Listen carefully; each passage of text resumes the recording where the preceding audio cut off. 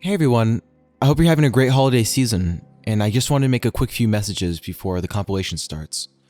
So, this is a compilation of all the City of God stories by Angelo DiBartolo, beginning with the Perennial Dance and ending with Brushstrokes of Creation. I also took the liberty of redoing the Perennial Dance, as many of you know, Lady Euclid is on the channel, so yeah, might as well. And one more thing, before the video starts, Angelo DiBartolo himself actually has a message for you all. And without further ado, I hope you guys enjoy. Hello there, Angelo here. I wanted to take a moment to thank all of you for making this possible. My friend who runs the We Try Horror channel for picking up what I put down, for bringing my stories to life, and for believing in me when I struggled to believe in myself. I would also like to thank the voice actors that dedicate time in delivering beautiful performances for their parts in my stories, and for treating my characters with such delicate respect. And I want to thank you, the audience. Every one of you that listens to what I create, even if you don't hit the like button, even if you don't comment or subscribe, though I strongly recommend it because it helps a lot. We appreciate you beyond what my words can convey. Thank you so much for tuning in, and have a good one.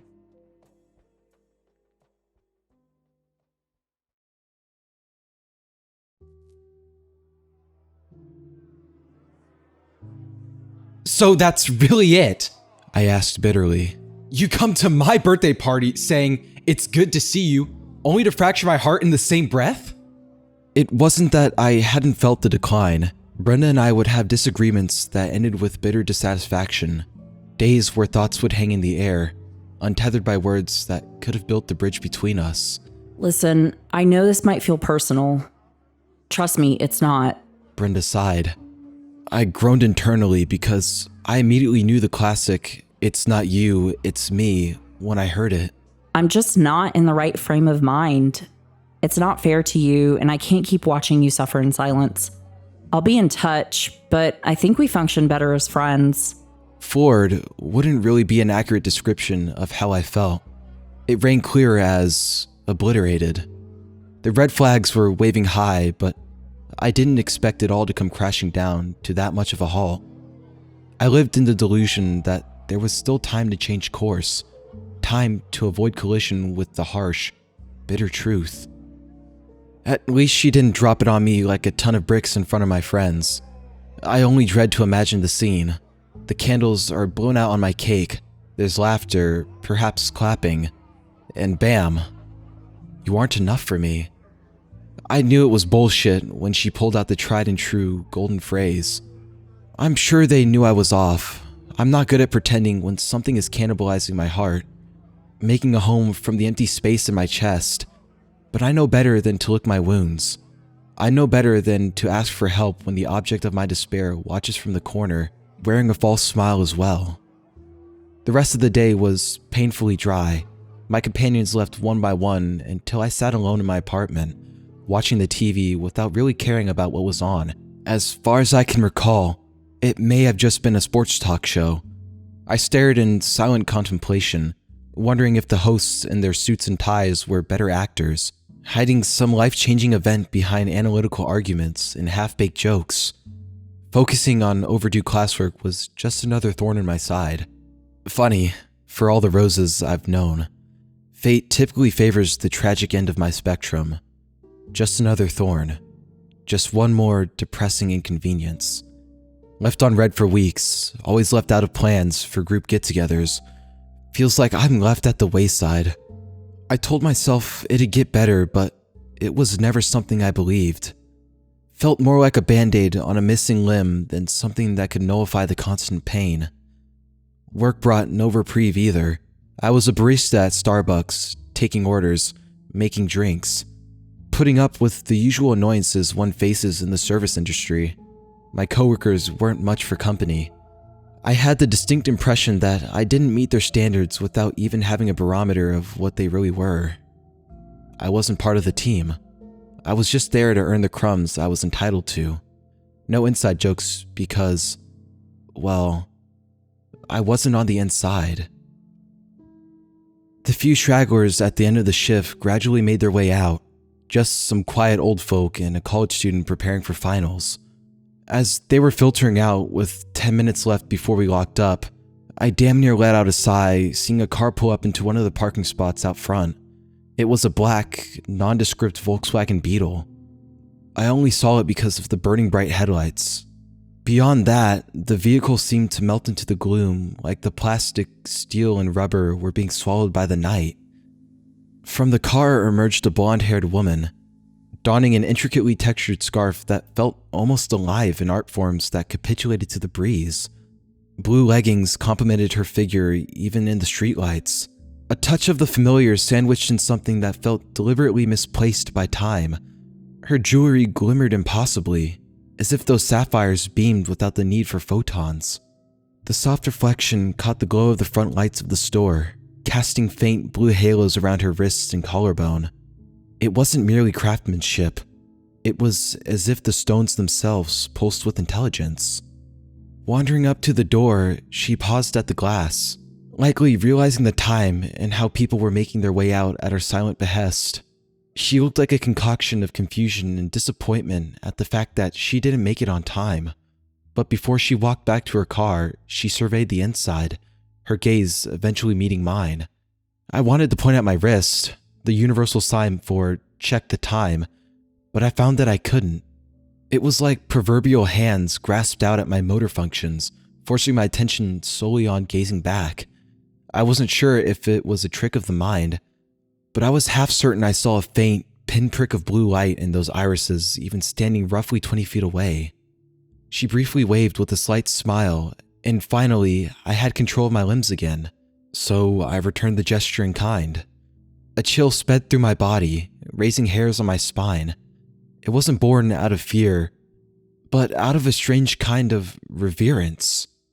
The weight of the encounter, the mysterious aura that she flaunted around as she sauntered back into the parking lot. I turned around, almost embarrassed to see if anyone caught me staring, but they were much too busy clocking out. That moment sought refuge in my skull when I returned home, that pocket of unparalleled wonder, and I was meant to return to my small, dreary apartment to continue my equally cumbersome life. Searching my fridge for something to eat, I settled on a piece of leftover birthday cake, and I washed it down with a glass of milk after each bite. Sleep didn't come easily for me that night, and when it eventually found me, it was far overdue. But with my slumber came a dream. I found myself in an alley of an ancient city. Strange carvings marked the path forward, the faces of mad gods etched into stones with depictions of repeating doomsday, illustrating a perennial misery known to man. Bewildered, I turned to gaze at the sky, being met with a wordless dread, for I could not discern if it was day or night. The faint luminance in the atmosphere acted as more of a fluctuation than an indicator of time. I must have studied that perplexing array for 5 whole minutes, my mouth hanging agape in awe without language. Stumbling forth in vague awareness, the landscape melted into a modern-day metropolis, spinning around to face where I'd just come from. My mind fractured in its attempt to comprehend what existed before me. A doorway that knew no frame, a threshold whose bounds I could not identify. The crude structures and eldritch cravings alluded impossibly to the urban extreme I found myself in. A disembodied voice slithered its way into my hippocampus from the opening of my right ear, sending an armada of goosebumps radiating down my body. You have a date with destiny. You just don't know it yet. Find Seraphine. It breathed. Frantically checking over my shoulders, I discovered that I wasn't alone. Robed figures were now cluttering the sidewalks, their garments decorated with innumerable symbols. In and among the figures, I glimpsed her, the woman from Starbucks, yet no one at all. Tiny constellations clung to her cloak as though they were stitched into fabric. It flowed behind her in the imaginary breeze as her hood slowly turned to face me. The glimmer I saw in those eyes was present, but somehow stronger. They found mine and dug deeper, brushing the very essence of my being. The veil of shadow was lifted as she revealed her freshly stylized hair and flashed a smile that filled me with a secondhand bliss. I waved to her nervously, and she did the same without hesitation. Just as a warm feeling overcame my chest, I woke with the sun rudely in my face. I waited a long time to see her again. If there were any call-outs, any minor inconveniences for my coworkers, I'd take the opportunity to snatch up another shift. Medical emergency, no show with no warning, extra hours for the taking. And the time was all mine. When I wasn't taking orders or preparing drinks for impatient customers, I was staring out the front windows, watching for that beetle.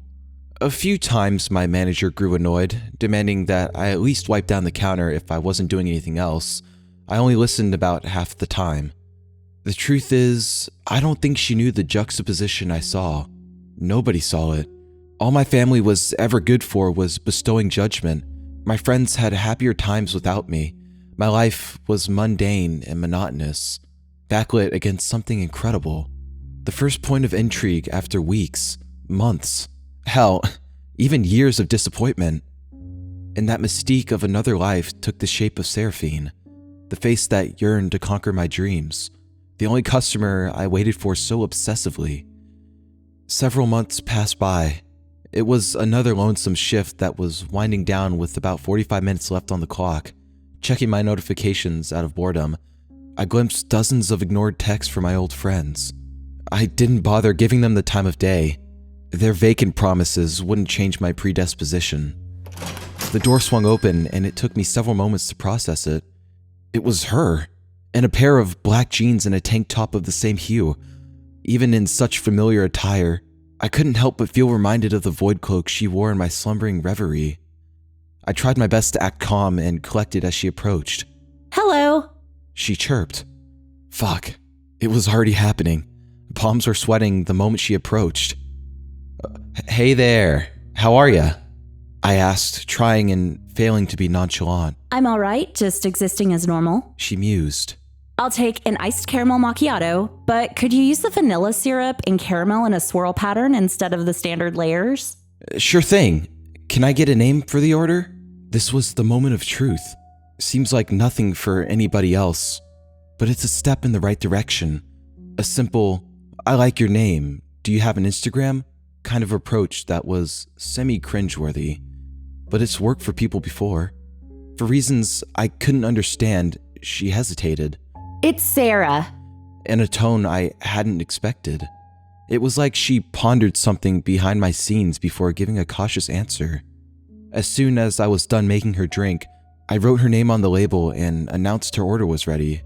Graciously accepting it, she was about to bid me a good night, but she faltered where she stood. Just for future reference. She said. Oh boy, what could this be? I thought with dread.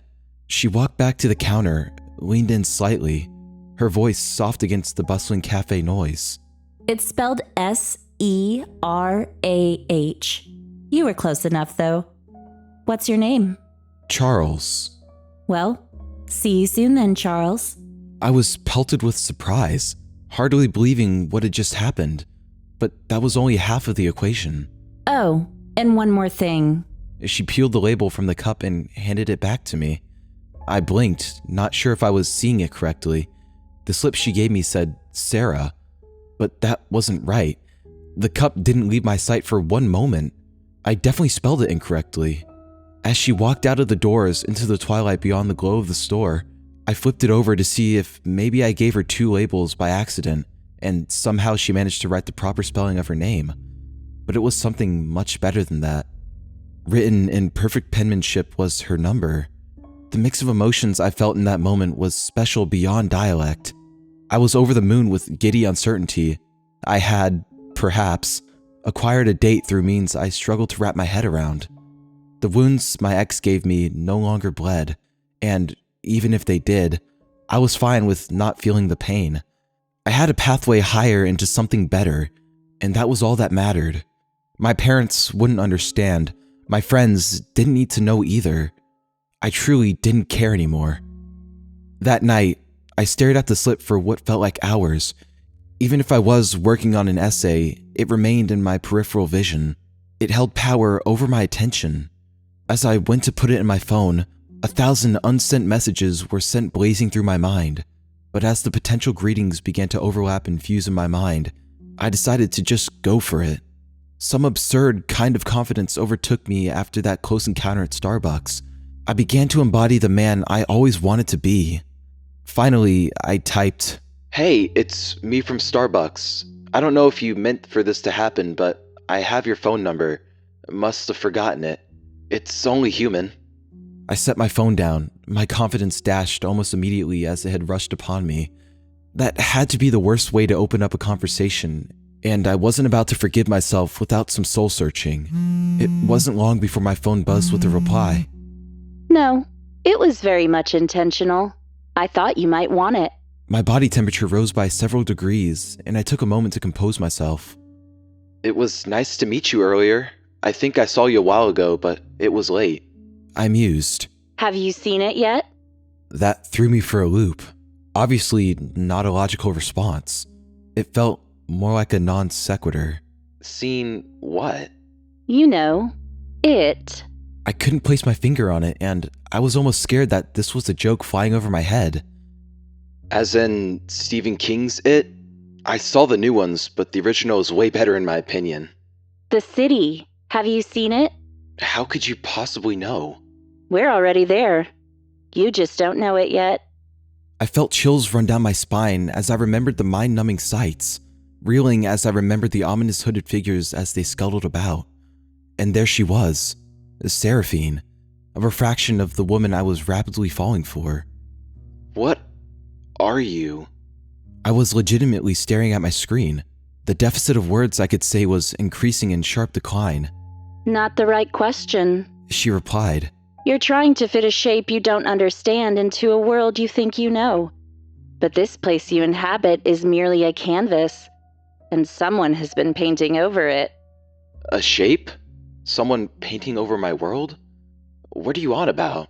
Sometimes it bleeds through. She explained. A face you can't quite recognize. A whisper in an empty room. A dream that feels too lucid. Her next message came almost too fast, a blur on my screen. That tingling feeling when you're alone, but your survival instincts sound the alarms in your brain. All of those things are the brushstrokes. A chill ran down my spine thinking about it. The crippling isolation from everything else in my life. The constant reverberation of doubt in my mind. "And you? How do you fit into all of this?"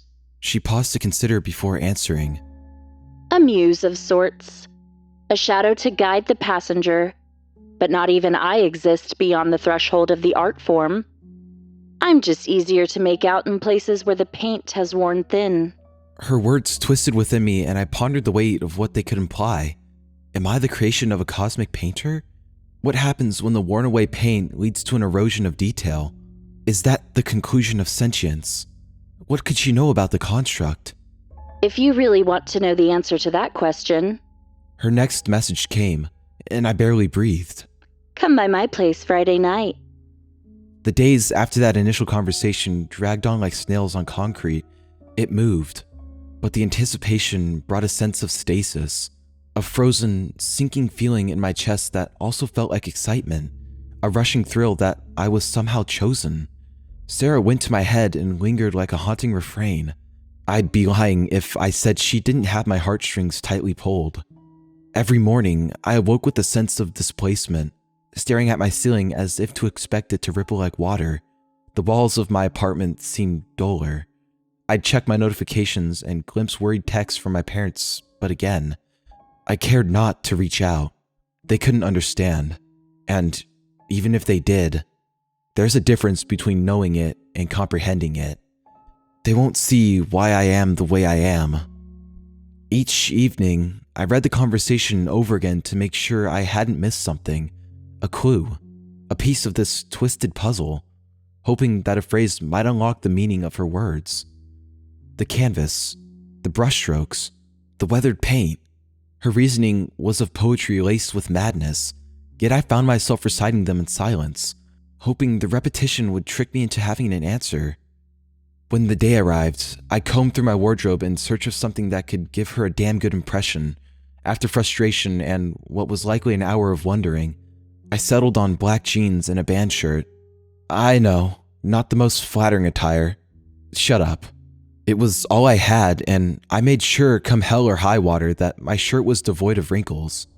The drive to her place wasn't very far away, but the route felt so unfamiliar. The streets I did know felt like altered memories, and their landmarks were mere outlines of ghosts. I was pleasantly surprised when I pulled up on the address. It screamed upper middle class with 2 stories, a lengthy driveway, and a garden poking out from the backyard. I knocked on the door twice, and I had to wait maybe about 10 seconds before it drifted open to reveal Sarah standing with a warm smile on her face. Glad you could make it. You came at a perfect time. I'm making dinner. Dinner? I tried to keep my voice steady. Didn't realize I was imposing. Nonsense. I always make a little extra. Call it a habit of mine. I followed her into the house, letting my eyes wander a bit only to remind myself to be respectful. The place had a warm atmosphere. The lovely aroma of spices wafted around the halls, complemented by framed art of a sunset on the living room wall. What are you making, by the way? Chicken and pasta. Tried and true, but with a recipe I picked up from somewhere far away. Like the city? We'll get to that. You seem tense, Charles. You should lighten up a bit. She smiled and did her best to reassure me. It's a family recipe. It's something my mom butchered, but my grandma was a master at. I sat at the kitchen table, finding it in myself to let out the breath I'd been holding. So what do you do? She asked while stirring the pot in intricate patterns. Well, as you know, I work at Starbucks and I'm going to college for education. Nothing crazy. Eventually, I'll be putting up with snot-nosed children and grading essays. She laughed at that, and it was a sound that cleansed me of my nervousness. It even made me chuckle a bit. I think you'd make a great teacher. And hey, we need more of those. She gestured. Sarah's meal was absolutely delicious. The seasoning on the chicken was none that I'd ever had before. Mentally, it took me to a place equally exotic and strangely familiar. And the pasta sauce, it was so creamy, and it reminded me vaguely of Alfredo. I sipped on my glass of wine and asked, "What is it that you do?" A student of souls. A scholar of the other worlds. She responded cryptically. "So you got jokes?" You wanted answers, right? "Yeah, but why is everything so vague?" She took a moment to think before her gaze met mine again. You wanted answers, right? I think in some regard, you already know why we're here. Your subconscious just locked away the memory of some natural mechanism of self-preservation. But at your request, I'll tell you. I found myself holding my breath again, anticipating the truth bomb that she would drop. You're lonely, as am I. And I believe that the city brought us together for a reason far grander than you or I can fathom. Though I am the line between present and absent, existent and speculative, it's beyond even my grasp. You might think me to be delusional, but I know for a fact you saw the city, and you knew a version of my name before I had the chance to tell you. But why me? Why have I been given the prophecy? Because you love in a manner that no one in this world can reciprocate. And that's what brought you to me. I believe that we were destined to be together, Charles. My thoughts were falling apart into a state of irreparable disbelief. My heart fluttered and tripped over the beat of its own drum. Are you telling me that I manifested this? She grinned. Not quite. It's the inverse that occurs. The temple manifests you. Still blown out of my mind, I asked the question that troubled me all week. So what are you? Whatever you desire me to be. My breath came in sharp, trembling waves, my mind reeling with everything she said to me. The way her sentiments felt like fire and her voice like a song I'd forgotten. I didn't know if I fully believed her, if I could even wrap my mind around it. But none of that mattered. I leaned forward, her name a whisper on my tongue. Sarah.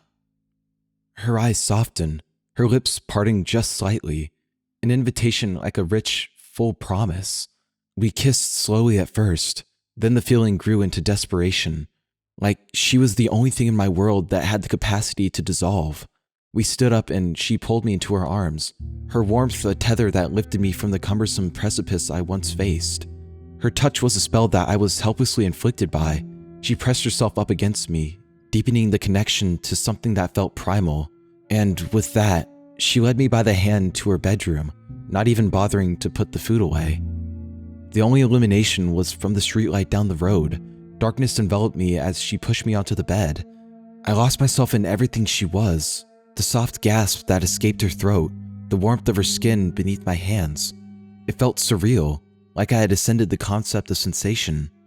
Our bodies moved in polyrhythm, a dance that felt both modern and ancient, a hunger that seemed to intensify as I leaned further into the sway of her motion. Her voice was an uttered melody, my name a prayer on her lips. For a moment, in between the ecstasy and the sweat, I thought I saw that soft glow in her eyes, like portals to that place, distant yet perfectly within arm's reach. She left me panting and entangled with her body, like branches in a flood. Her heartbeat remained a constant pulse beneath my ear as I made her delicate form my bed to lie upon. Sleep, darling. She murmured. Close your eyes. Let yourself remember. I knew I was dreaming before I even realized what happened. I stood with Seraphine in what looked to be a nightmarish hybrid of the ancient ruins in the modern metropolis.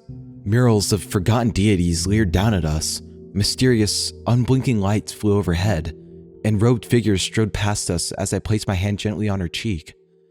I briefly looked away from her eyes to absorb the organized cataclysm before us when I spotted something that made me question my mortality. Several black spires in the sky flirted with the heavens above and superseded them beyond what my eyes could see. They were textured in spirals that ascended up the sides, like millions of steps upward into a theoretical zenith. We don't have to wake up soon, do we? I barely managed to croak out in my concoction of fascination and bottomless astonishment. No, Charles. This is no longer a dream. This is where the paint ceases to be. This is where we dance perennially, just as we were always meant to. You and I will find our way together to the spires, where we will uncover the nature of our creation. Suddenly, it all made sense. Everything clicked into place. With tears in my eyes and a bittersweet grin spreading across my face, I kissed her once more. Welcome to the city of gods, she joyously proclaimed. I wrapped my arms around her and closed my eyes as she unfurled a pair of glorious, feathered wings from her shoulder blades. Sometimes it is not the darkness itself that consumes somebody, but the quiet ache it leaves behind. Depression is a realm all its own. A place where familiarity feels hostile without the need for violence. Where the faces of old friends become apparatuses of the opaque, and the sky hangs heavy with a pale, empty light. But perhaps the cruelest truth of all is that the most painful emptiness is born not from the absence of love, but from the memory of it. The way in which it lingers like an obscure lullaby that lies just beyond recollection. The words slip away, but the melody stands to be a relic. The city of gods may be a place of peerless terror, but it is also the mirror image on the surface of water. Every silent question, every unspoken fear. And sometimes, the only thing scarier than being lost in its midst is realizing that one may never want to leave.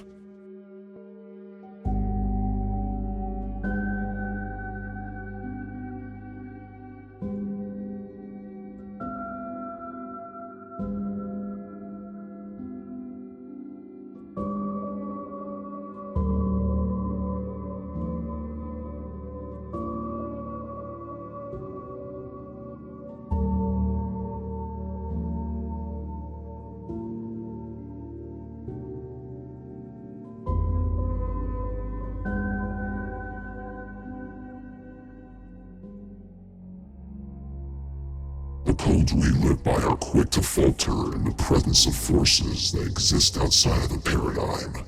Our morals, our ideologies, the very fabric that tethers us to normalcy. The structures that organize our world. It all falls silent under the merciless gaze of the eyes in the sky. And when the apparatus of oblivion opens the gate to the endless temple, the masses will weep and the rulers shall suffer.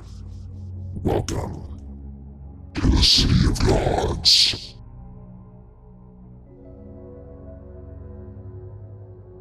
June 20th, 2019, Long Beach, California. Bass shook the house like the walls had an incessant, reverberating heartbeat. Inside there were refreshments of many kinds, voices laughing, their conversations bouncing off walls in discordant harmony with the music. Out back there was a fire pit. College kids sat in a circle with their girlfriends, talking about all kinds of nonsense as the embers floated wistfully into the breeze. It was the perfect template for a good time. A clear night, made ever more serene by the vibe shared mutually by every guest. Then there was Daryl. Everyone knew he had a propensity to engage in shenanigans, especially if alcohol was involved. It didn't matter if he wasn't invited to the party, he'd smell it from a mile away and show up reeking of weed, usually bearing gifts of, surprise, more beer. He'd be in rare form if he wasn't pulling up a party animal with an agenda for chaos. There he is, the liquor linguist himself. Another man replied when he walked in through the front door. Did you get a side quest for the moonshine mage or something? Usually you're here a lot earlier. Yo, what up, Mason? Daryl replied. Unfortunately, there were no side quests because I had coursework due at midnight. Sorry to disappoint. You? Doing homework on time? Mason scoffed. Well, now that you're here, you better not plan on driving home, because you, drinking, and driving are an unholy trinity waiting to happen. Nah, I'll behave tonight. For once, I'll act like the responsible adult I'm supposed to be. He brushed him off. The moonshine mage can wait this time. I guess tonight can be a first for many things. They walked into the living room where a few people were gaming and a few others were just chatting away. A few people rolled their eyes when they saw Daryl, but neither of them gave much a shit. A third friendly face was waiting for them over by the gamers. Martha nodded and scooted over to make some room for the boys. What's going on, gentlemen? She asked. Not much. Just came to see what was up, even if things are starting to calm down. Might even have a drink, but I'm trying to reel it in tonight. Daryl said. Mason had more or less the same reply. I just wanted somewhere to be and something fun to do. This semester kicked my ass. Martha laughed. Same here. I'm grateful that it's starting to wind down. Summer, here I come. A smile crept across Daryl's face in the brief moment none of them spoke. Listen, I really want to cut back, but my heart wants to play spin the bottle and, start some drama. But my mind runs into a conundrum.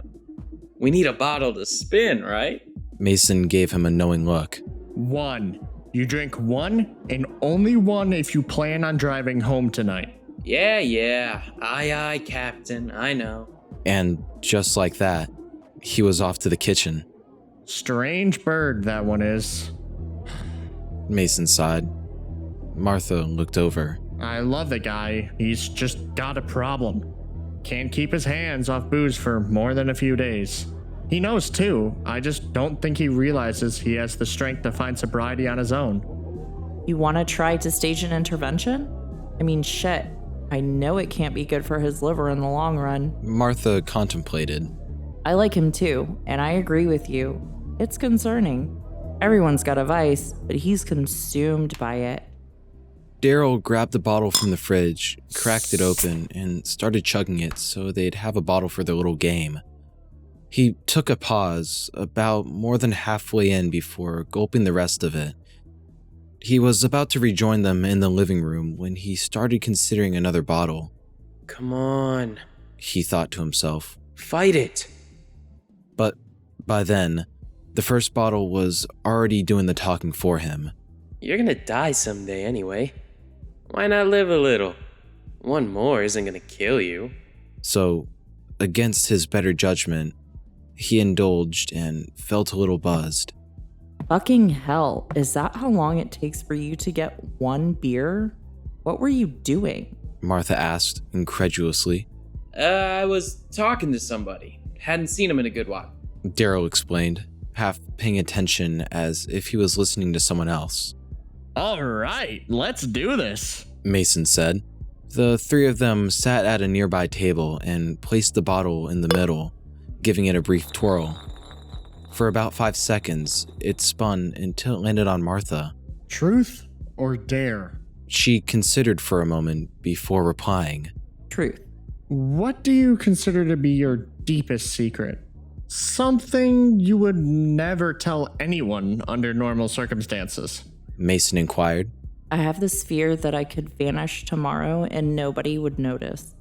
Classes, parties, work, everything would move on without me.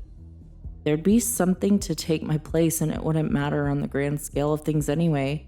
As if my entire existence were just filler in someone else's story.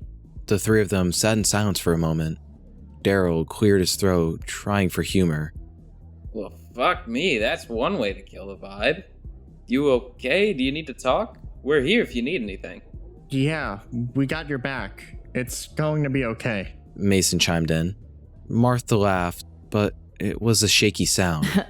Thanks, guys. I'm sorry. I didn't mean to dump that. No, it's fine, really. I mean, this is truth or dare after all, right? You're totally all right. Mason reassured her. Mason spun the bottle once more. It landed on himself, and it was Daryl's turn to ask. Truth or dare? I'm always up for a dare. He chirped. Very well then, let me think of something. Ooh, I got one. Try to convince the people by the fire pit that you're a cult leader. Daryl laughed. That's a new one. What am I supposed to say to them? I don't know, maybe profess great visions and tell them you're God reincarnated as an asshole. Appreciate the sentiment. Likewise. Whatever, I'll do it. Mason sighed as he stood and walked towards the back door. Daryl and Martha sat near a window so they could watch from afar, giggling to themselves all the while. Approaching the bonfire, he took a look up to the stars for inspiration on what to say. Something about the majesty of the heavens? Maybe. But the stars felt too close at that moment. Almost like they were gazing back upon him and no one else in the whole world. He brushed it off as a trick of perspective and announced himself to the couples who now looked upon him expectantly. Hello there, friends. He began. I come bearing the knowledge of a power that brings the systems of our world to its knees. All forms of theism don't even come close to explaining it. It resides as a line between real and incorporeal, a realm between adjacent and obtusely far away, a god beyond the mirror's edge. There are things that watch us in the stars. They feel closer because we are closer to the heavens. We're nearing the rapture. Will you join me? A few glances were exchanged, accompanied by awkward laughs. Didn't know we invited Jim Jones to the hangout. One of them said. I mean, hey, as long as you don't put anything funny in my Kool-Aid, we're chill. Feeling embarrassed out of his wits, Mason returned to Daryl and Martha, who struggled to contain their amusement. So, what'd you tell them? Daryl asked. Exactly what you told me to say. Totally verbatim. Another hour blurred by, pulled forward by laughter as the fire died down to a bed of ruby coals. Conversations drifted towards hushed confessions and half-slurred stories no one would remember come morning. It wasn't until Mason caught the emptiness of the driveway through the living room window when reality hit. Where the hell did everyone else go? The place was practically deserted now, except for the guy that lived there and a few of his buddies. Martha scanned carefully across the street to see if her friend was still parked on the curb. Shit. My ride ditched me. She confirmed. Mason ran a hand through his hair. Same, and half the people left here can barely stand, let alone drive. Their eyes slowly turned to Daryl, who sat nursing a bottle of water and blinking at them in confusion. What? Martha rolled her eyes. Congratulations, designated driver. You're our only hope. I've already had one though. He argued. I'm liable for you guys, and if I get pulled over, I'm still fucked even if I don't blow a .08 or higher. I mean, there's a reason we couldn't catch an Uber over here. The two of us haven't got the money. And besides, our parents are still overprotective of us, even if we are college age. I mean, look around. You're the closest thing to sober compared to the Three Musketeers over there. Mason gestured to the people sleeping on the couch, who were gaming mere hours before. Daryl rubbed his temples. Not gonna lie, it's a bit of a mindfuck to be the responsible one. It's my first time, I'm nervous. Martha smirked. You love us. Enough to risk a DUI, apparently. Make sure you guys don't leave anything here. I'm dropping Martha off first, and then I'll tuck you in and read you a bedtime story. How does that sound? Hell's that supposed to mean? Mason raised an eyebrow. You've been whining all night. Sounds like you need a binky. Daryl shot back. Real funny, asshole. Now, let's get the show on the road. Packing into Daryl's beat-up Honda Civic, Mason took the front passenger seat, quick to snag the aux, but Daryl was quicker. Oh, hell no. Last time you put on your playlist, I wanted to roll out the door. Daryl waved him off. It's my turn tonight. After a few taps on his phone, deathcore began blaring through the speakers, rattling the car with thunderous breakdowns and otherworldly banshee vocals. The guitars growled with an overpowering low end that everyone felt in their stomachs. Pulling onto the freeway, Mason started complaining about wanting to put something on after the current track that was playing. Martha didn't care much. As long as we don't die, I don't care what's on. But if this car rattles itself apart before we're even halfway there, I'm haunting the both of you. Daryl shrugged her off. Relax. This baby's a Honda. She'll survive the apocalypse if the trumpet sounded right now. The journey seemed to drag on without explanation. What should have been a 15-minute journey to Martha's place turned into a half-hour journey down the freeway. Are you sure you remember where I live? Because this is not the way I remember going. Not even fucking close. The nav on my phone's telling me to continue. It doesn't want me to take an exit. It could be wrong, but usually it's pretty accurate. Daryl gestured at his phone. Mason picked it up. Dude, there's something really wrong with it. It wants us to go straight for 999 miles. There's absolutely no way that's right. Well, shit. Gotta find an exit to get off at. Except there were none. Now that they started paying more attention, they noticed all the signs were blank as well. What the hell? You guys are seeing this too, right? Proof that I'm not drunk, because what the fuck is that? They were on an eroding line between worlds, boundaries blurred with the paint on the canvas of creation wearing thin, like a dip into realms unseen and unknown. In their quiet dread, they glimpsed the path ahead by at least a half mile. At a certain point, the streetlights just stopped, as if construction had entirely ceased past the laying of asphalt, and beyond the glow of the remaining lights, there remained an impregnable shadow. With a start, they also realized there were no other cars around them, not in front nor behind. They were truly isolated. Martha looked petrified. Daryl, how did we get here? I genuinely don't know. I don't have a signal anymore, so if we pull over, how do we even tell someone where we are? I got nothing, man, but I really don't want to go past the streetlights.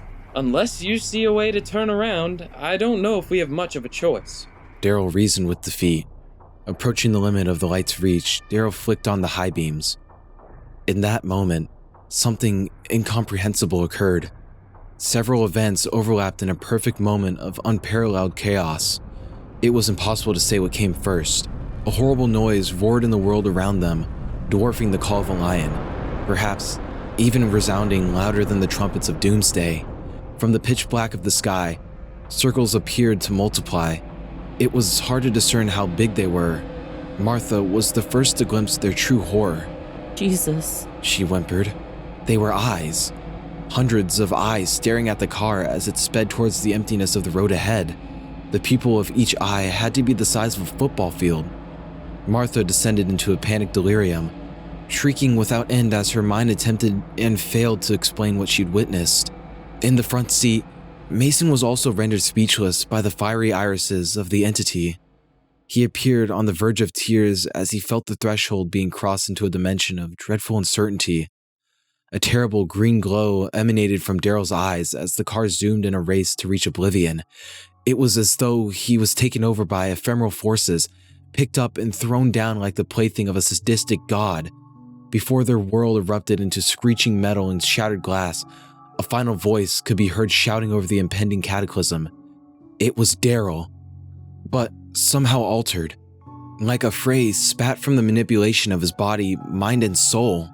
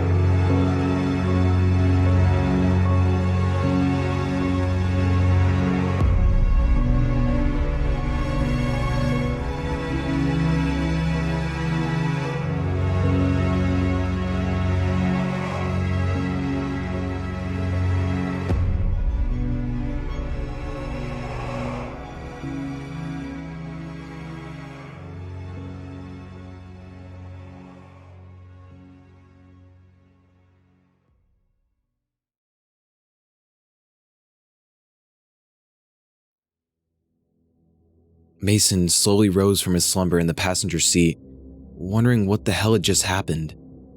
They were intact, but it was as if he'd forgotten why there was a cause for concern.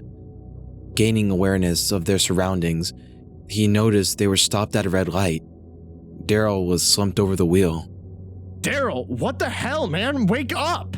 Daryl, drowsy as ever, slowly came to, tensing up when he realized they were on the road. Fuck, I'm sorry. Are you guys okay? Mason looked back to Martha, who was still passed out. He tried tapping her shoulder, only to be immediately smacked away by a flailing arm. Get the fuck away from me. Who are you? What do you want? Christ, calm down. You're safe. It's me, Mason. Daryl's here too.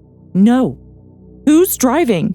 That's not Daryl. She practically scooted to the other side of the back seat to get away from him. Martha, I get you're scared, but you've known Daryl for years. I think we all had a long night. Mason reassured her. She was hyperventilating out of sheer terror, and Mason couldn't place why. Her horror gave way to tears, and he did his best to comfort her from the front seat. What the hell was that? She croaked out through sobs. The light turned green, and Daryl gently pressed the gas to move forward. There was just one problem. Alright, does anyone know where we are? Their surroundings were wholly unfamiliar. The street signs were in symbols, identifiers that nobody recognized. Mason attempted to look at their location on Google Maps, only to have 0 bars of signal. Each traffic light brought more oddities to their attention. The world shifted at the pace of a time-traveling snail. The next oddity was the dimming of the sky above. The sunlight had all but trailed away into an empty, fluctuating light. Wavelengths of blue and silver shimmered across the lengths of the canvas, brushstrokes in a feuding state for an unattainable dominance.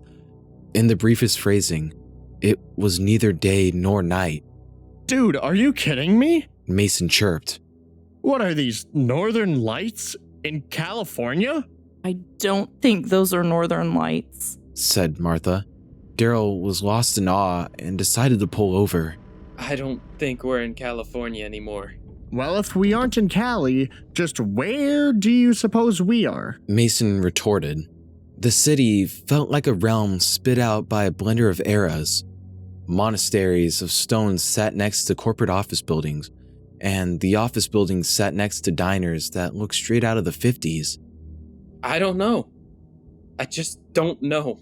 None of them could process the situation. The place, full of so many logical gaps and chasms of understanding. The streets were empty, save for a short silhouette trotting forth, clad in darkness. It was the shape of a man. Noticing the parked car, his head snapped to attention. Cautiously, he approached, causing them to tense up. Arriving at the front passenger window, he gently tapped the glass. The man's face was a veil of unbridled gloom, covered by the hood of a ragged cloak. His only discernible features were the 2 glowing orbs where his eyes would have been. Daryl lowered the window. Care for a trade? The figure rasped. I have jewelry made from stones that are said to come from the spires. Surely I can offer you a fair deal? No. I just need to know where the hell we are.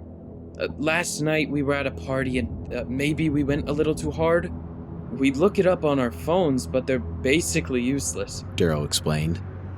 Oh, are those cellular devices? Those sell for a pretty penny around these parts.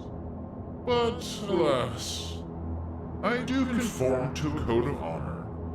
I won't force anything out of you. And as for where you are, well, have you dreamt of the city? No, the fuck are you talking about? Daryl snapped. What is this place? Who are you? I don't want to trade, and I'm certainly not giving anything of value to you. The eyes grew a bit brighter, as if responding to his tone. What's your tone with me, boy? Sweat dripped off their foreheads as the weight of the situation sat firmly on their shoulders. Almost lost control there. Can't get too far on my bad side. I got this habit of prematurely digging graves. A few of them are still empty.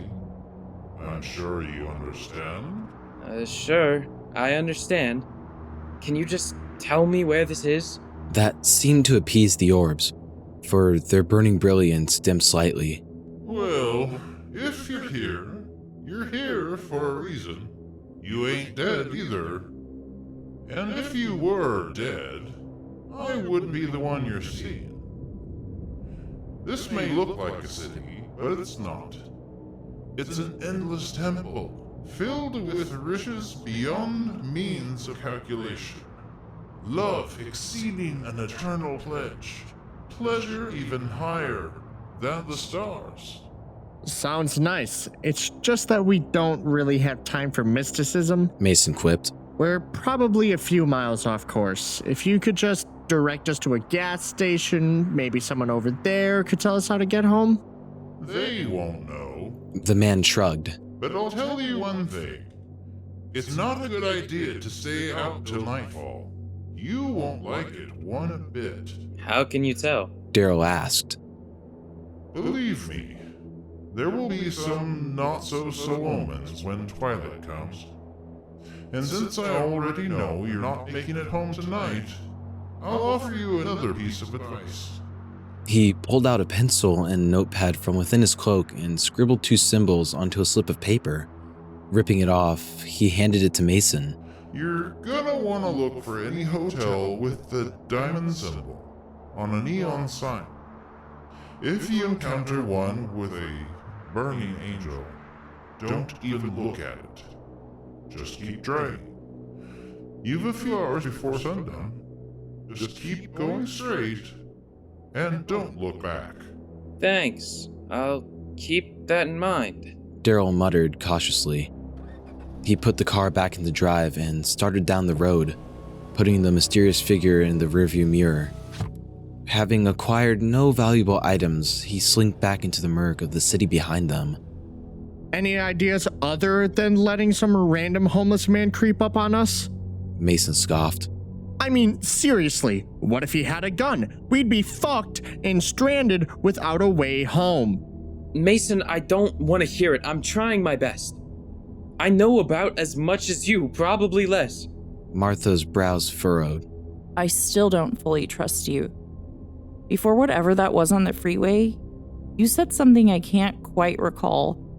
Opening something, there was a loud noise. I saw eyes up past the parted clouds. Then there was nothing between the event and waking up here. I didn't say anything. I don't even know what you're talking about. I don't know what you're implying, but I didn't do shit. I didn't do shit, and I'd appreciate it if you'd quit breaking my balls. Nobody touched you. I didn't crash. Leave it the fuck alone. The ride was tense. About a mile further, the sidewalks grew more populated, with dozens of other hooded figures wandering around. Sigils decorated their robes, like a fusion of graffiti and geometric patterns. Some of them stopped to stare at the car as it strolled by, revealing the same orbs that the stranger had before. Their heads tilted in perfect synchrony, the eyes pulsating faintly with a rhythmic light. What do you think they are? Mason asked. They look like cultists to me. Martha guessed. Something unites them. Maybe it's trade, maybe it's ideological. The man we spoke to did mention a code. Maybe they're friendly under the right scenarios. Daryl added, locking eyes with one that offered a wave. Could be.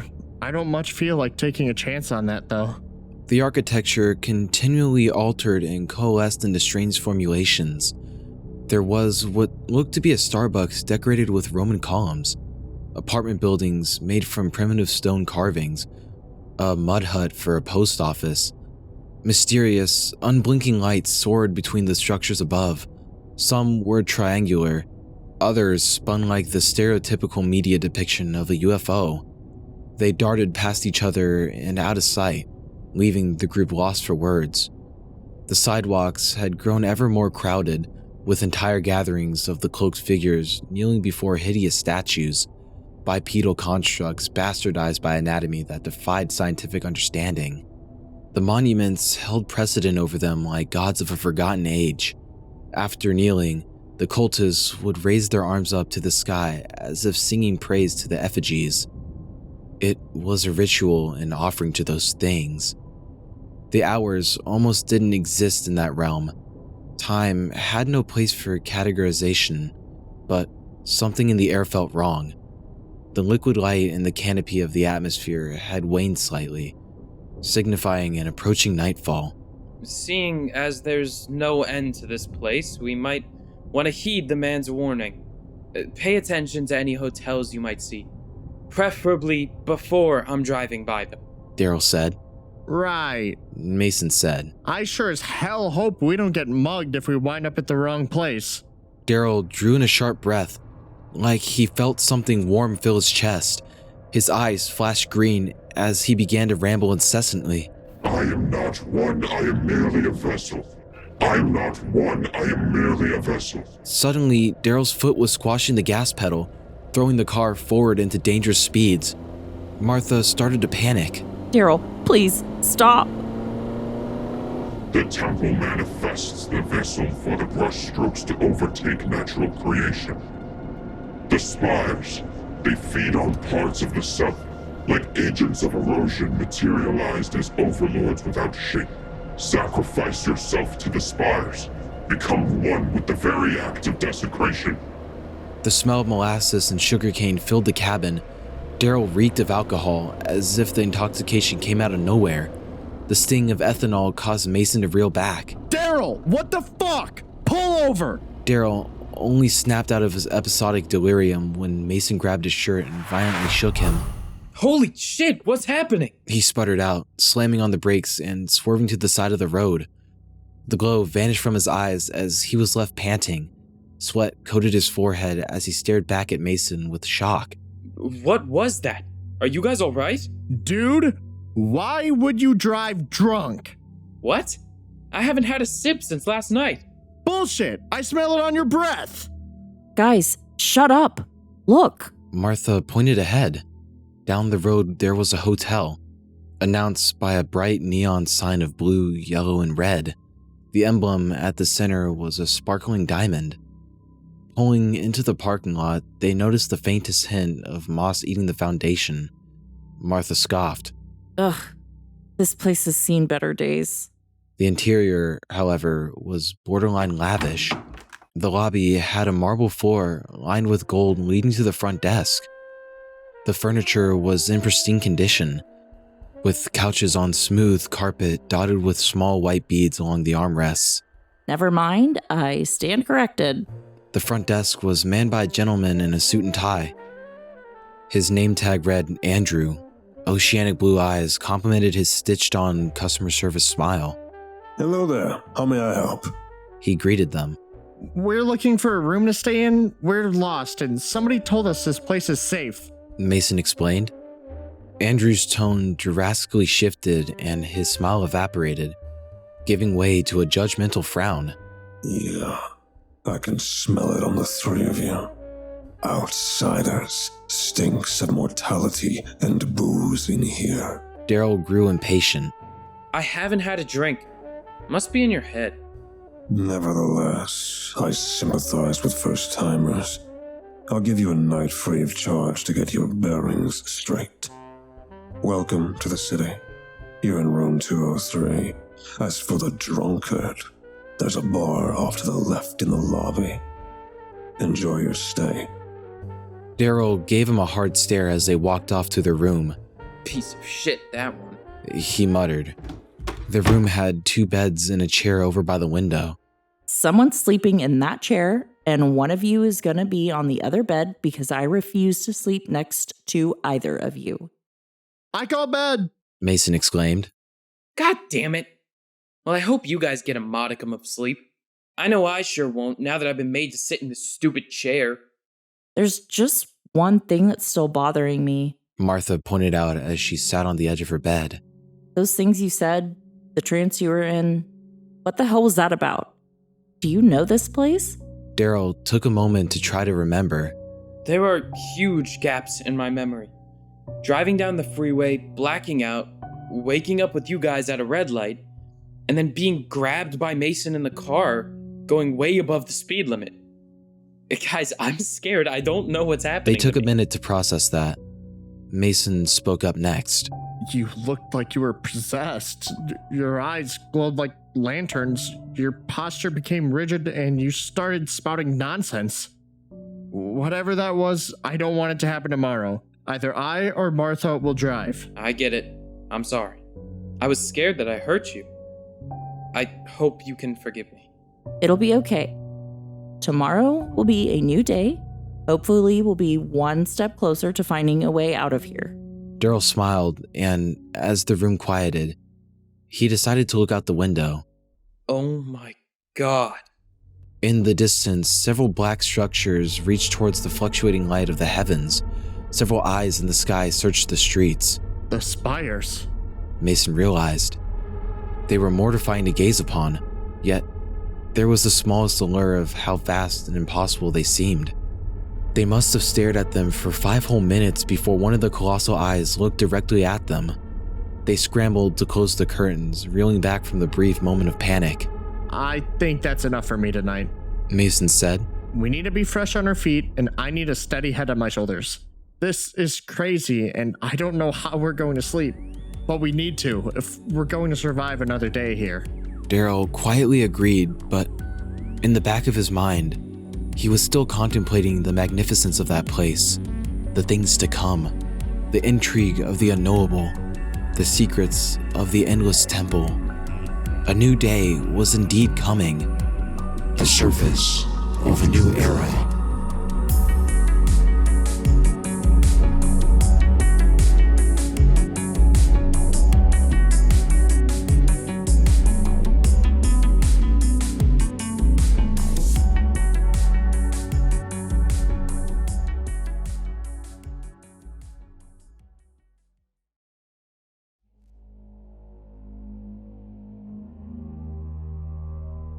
Identity is false in the juxtaposition of dust nodes and cosmic weight. Finite life forms are all the same in one measure or another. Distinction becomes obsolete when the destination will always be an erosion of life as it is known. And, as for the unknowable, well, you'll come to terms with it soon enough, whether or not you remain conscious of the dip into nothingness. Welcome to the City of Gods. Somewhere in the uncanny sea of probability, surely an answer would await. A way back to normalcy. And if it couldn't be found in the streets, perhaps it lurked like forbidden knowledge in the spires. Martha awoke to the sound of faint murmuring in the corner of the room. Half awake, she tried to face the direction of the sound. Her eyes shot wide open when she saw the source of the sound. It was Daryl. He sat with the window open, facing those distant, imposing structures. I am chosen? If I am chosen, why am I the arbiter? What must be done? If death is not the door, is it the key? Perhaps the lock? Please, tell me. A sickening green glow emanated from his eyes. Just like before, only stronger now. Martha remained dead still, eyes locked on Daryl as he spoke to the air outside. So, this perversion of life, it is an accelerated decay of living things. The parts that are stripped away, where do they go? The memories, our personality, is it consumed by that thing? Oh no, this can't be true. Daryl, who are you talking to? Martha broke her silence, the concern of her voice growing exponentially. Daryl whipped his head to stare straight into her soul with orbs of emerald brilliance. It was as though the eyes themselves were portals burned into his skull. With the wave of his palm, the stench of booze shot forth across the room. Martha suddenly felt like the world around her was spinning, devolving, and she fell back into the warmth of her bed. Martha passed out almost instantly. It was as though he overloaded her blood with ethanol just by looking at her. I will do what must be done. With that, he stood up from his chair and walked out of the hotel room. The door was left hanging ajar even when they awoke hours later. The glow outside returned to its usual vibrancy, glimmering and pulsating with rays dancing through the glass. Mason, wake up. Something's wrong. Martha called out. Ugh, morning to you as well. Wait, Daryl, where did he go? If I had to guess, he's probably off to the bar. I had a strange dream last night that he was by the window speaking to something. It's hard to tell. It all feels so blurry. Maybe that Andrew fellow was right about him needing a drink. Martha, if I were you, I would question every single strange dream or vision you might have. The things that happened yesterday likely can't be explained. We aren't gonna get very far trying to logic our way out of this. I'm really not a believer in the supernatural, but if you aren't convinced after yesterday, I don't know what would change your mind. That's a huge problem, Martha argued. If you're embracing spirituality in a weird town of delusion like this, you're surrendering yourself to their lunacy. If you aren't using logic, you aren't using your damn head. You really want to get lost in this place? Okay, hear me out. What can your higher level of thinking tell me about that? Mason pointed at the window, gesturing at the spires in the distance. They stood beyond the bounds of physics, knocking on the doors of heaven only to climb even higher than the realm itself. Can your empiricism fill me in on what that's about? I don't think it can. You're right. I couldn't tell you. But if I haven't got a clue, you sure as shit don't. In any case, we need to find Daryl, Mason said as he neared the door, realizing with a start that it was half open. Damn, he didn't even bother shutting the door. Anyone could have just wandered in here. You think he might have been possessed again? Definitely a possibility. I would hope that he just went for a drink, if anything. Stepping out into the dimly lit hallway, they headed for the stairwell down the main floor. A painting on the wall depicted orbs of light hovering over a frightened woman, while another featured a man with a scepter standing at a podium, speaking to a crowd of eyes. I will say, the art here is fucking wicked, Mason remarked. A third painting illustrated a blue angel hovering above a city skyline. Its robes were tattered and torn, giving it the appearance of a vengeful spirit. Its face was non-existent. Instead, there was merely a formless glow that acted as a beacon of limitless knowledge. A halo shone above its head like a token of misplaced glory. By all other accounts, the creature looked malevolent. Shrugging the images out of their minds, they encountered Andrew in the lobby. They seemed surprised to see him. Good morning, folks. I do hope you all slept well. Yeah, it was all right. Have you seen our friend by chance? Martha asked, causing him to frown. I did, actually. He passed through in the small hours of the morning, just stumbled past the desk with his eyes blazing green. Martha and Mason turned to each other with a knowing look. That ain't the weirdest part, though. He went to the bar. I thought the fella was headed for a drink, but I watched him, and he didn't exactly drink anything. Mason looked perplexed. Well, if he didn't have so much a sip, what was he doing? That's what I was wondering. I pretended to clean somewhere near the bar, and I saw him lay waste to the entire damn thing. He must have had some kind of mystical power. He reached out a hand towards the bottles and dispersed, and everything crashed or cracked open. And the liquid, it seemed to gravitate towards him. It was like he fucking absorbed all of it. No way. Martha scoffed. I mean, shit. I knew he was a party animal, but he's never done anything like that. I bet it doesn't satisfy your need for empirical evidence either. Andrew gave Mason a dramatic look. Evidence? As if your lady friend here is the brightest star in the sky. There's no scientific process here. Faith in the unseen is all you've got. I told you so is the last thing I need to hear right now. Is he at least still here? Martha asked. He took off 2 hours ago.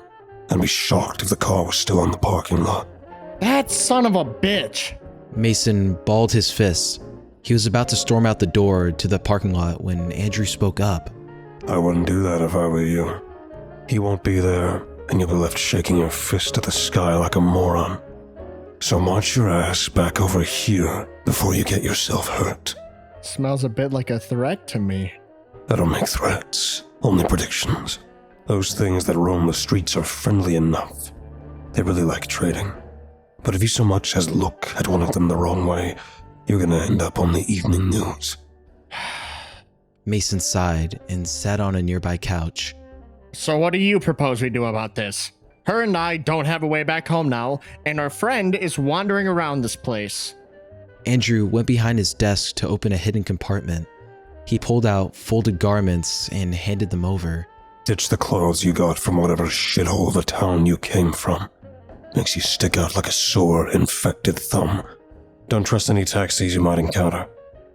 Blend in and pretend to be one of them. Trust me, it'll make life a lot easier. And as for your friend, well, I don't imagine he'll be turning up anytime soon. I would focus your efforts on trying to find a way out of here, hopeless as it may seem. So you expect us to walk around this fucking nightmare with no protection, just a guarantee that we'll blend in? Precisely. The ragged Honda Civic looked like a sign from God to the hooded figures strolling through the city. Some of them were engaging in nefarious activities in shady alleyways, while others elected to stare at Daryl as he drove by. The statues that they had seen the day before seemed almost alive at a passing glance. The novelty of their appearance felt almost like an existential challenge, a primordial warning of incoming oppression from a being impossible to comprehend. Is it close by? He asked.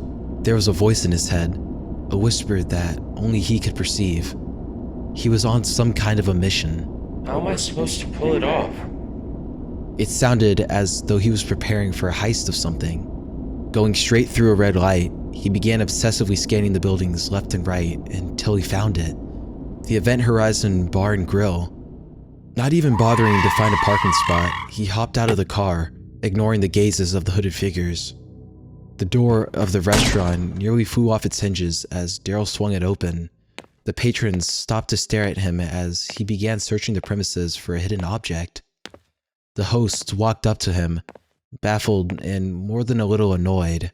Can I help you with something?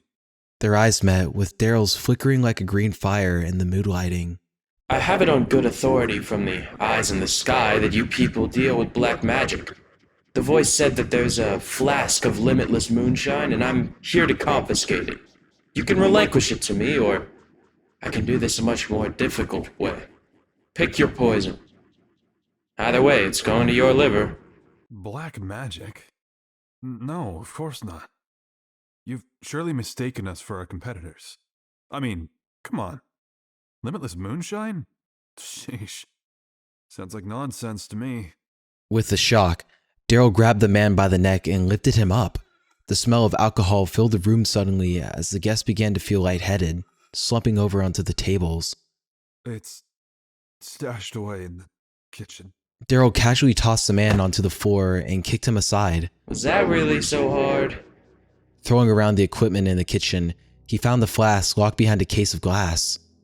He laughed as he grabbed the nearest pan to break it open. He could already picture it. The majesty to be claimed, the places to go. It might have just looked or tasted like moonshine, but in reality, the substance they guarded wasn't just liquor. It was something much older. Something divine. Ethanol is just how the physical world interpreted such arcane ideas. Vice and desire to entrap sinners contextualized by a man-made beverage. Daryl was essentially Prometheus, but he wasn't giving the fire to anyone. He wanted the power all for himself. So, he became a pyrotechnic herald of the ancient gods. On the way out, he paused to appreciate the havoc he had wrought upon the establishment. Among the passed-out patrons, Daryl spotted a rather wealthy man wearing a blue cloak with intricate gold patterns on it. Without a second thought, he stole it from his limp body and threw it on. If only this fucking place had a mirror so I could see how great this looks on me. Pity you won't get to see it, eh, bartender? After no response, he walked out with a burning feeling in his chest. It was more than adrenaline. more than ego. Something was reacting, brewing within him. The flask faintly pulsed against his side, and for a second, the air around him shimmered like heat rising from asphalt. His breath fogged despite the relatively warm air. Slowly he held up his hand. His palm was sweating moonshine, the skin glossy with a liquid that smelt faintly of alcohol. Then he snapped his fingers, creating a trail of blue fire flowing free from his fingertips. He turned towards the restaurant with a malevolent grin spreading across his face. Throwing his hand out, a pyre shot forth, lighting it ablaze. I'm the fucking moonshine mage. Elsewhere, far from the fumes, a quieter kind of heat lingered in the city's breath. The shadows of the skyline twisted with wonders and untold legacies. Cloaks rustled softly over worn boots. Martha and Mason walked shoulder to shoulder, draped in the fabric gifted to them by Andrew. Their robes were as black as the gaps between the stars. Sigils also decorated the lengths, in complicated patterns of interlocking shapes, dominated by crests of winged monarchs and kings of a higher form. On the back of Mason's fabric, an angelic figure with many pairs of wings was depicted within a dizzying array of geometric configurations, like a deity existing beyond the threshold of a mirror, outside of the flesh altogether. Martha wore an atlas of the universe. Her garments were dotted with tiny constellations, with an odd sigil on the front bearing some kind of resemblance to a compass, a map that solely conformed to her dimensions, as though she were the arbiter of direction itself. You know, for as scary as this place is, I think I can understand the allure that the cultists are talking about. Mysticism. Maybe we do have time for it after all. Mason contemplated. Martha frowned in response. But we have lives. Families waiting for us back home, back in California. We have futures. Surely you can see that much. All I'm saying is that we are in incredibly unique circumstances, and our survival mechanism might just have to be to go with the flow. I guess that's true. Panic always guarantees death. That's what they say to cave divers anyway. But I'm afraid if we go with the flow too long, we won't see our family again. I mean, shit, there's no telling what comes next after yesterday's fiasco. Mason took a pause, catching Martha by surprise momentarily. Did you not say at the party that you were afraid of the world moving on without you? Maybe you're right. Maybe they will. And if that's the case, why try to hold on when you're becoming a relic of the past? What? No, my parents love me. That's ridiculous. Martha noticed the tiniest green glint in his eyes as she came to a dreadful realization. Mason, this place is changing us. Can't you feel it? You would never say something like that in a normal scenario. I haven't felt right since we got here, and I have a feeling that parts of us are being stripped away by those things. Whatever they are, whatever any of this shit is. The spires, the eyes, the cultists, all of it. The glow vanished from his eyes as they started walking again. You might be right. I'm sorry. I don't know what came over me. I haven't felt right either, and Daryl taking off on us should be enough proof that this is more than just getting lost. We're being watched. They continued down the sidewalk, observing the architecture of the delusional streets. At some points, conventional means of structural support were all but abandoned, leaving oddly shaped buildings and stone mazes somehow meant to be apartment complexes. Some of them didn't even have doors. They just were. Above the tops of the skyscrapers, they could make out the spires reaching to an infinitely high place. If I was a betting woman, I reckon Daryl is headed for those bad boys. Martha gestured. I just hope that it's a way out rather than a death sentence. I get a horrible feeling when I look at them. Looking back down, they nearly bumped into a cultist minding his own business, reading the newspaper. The figure slowly turned its head, crumpling the edge of the newspaper with shaking fists. As its eyes came into view, they could see that they were malevolent red globes of fire. They were about to run when a gloved hand fell on Mason's shoulder. It was another cultist, but with intelligent golden eyes. Relax, Darius. The being spoke. Mason instantly recognized him as the one they first encountered when they awoke in the city. These people are new around here. They have the right idea, wearing our colors and our sigils. Apologies, friends. We're sorry, we didn't mean any trouble. Martha pleaded. None taken. Just be a little more careful. I won't always be there to save your ass. And if you do end up cut into pieces, oh well.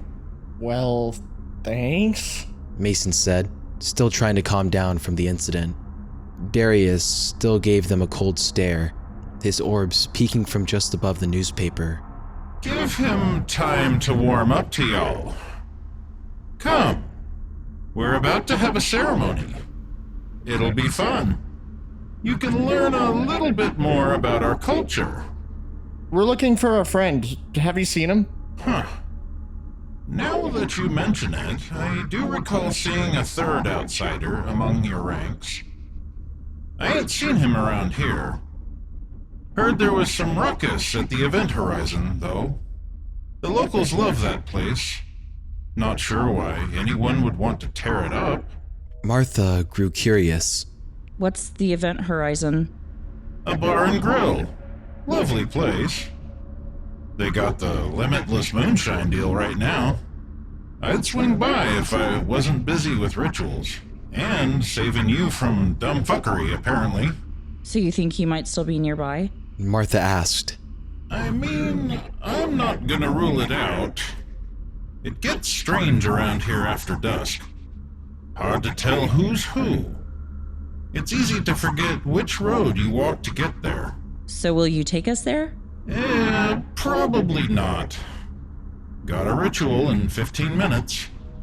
Way more interesting. You're coming, by the way.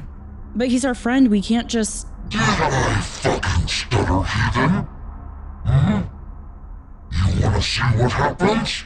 Hey, asshole! Don't talk to her like that! Mason barked back. The green glow in his eyes had returned, only slightly stronger than before. The symbols on his cloak began to faintly glow.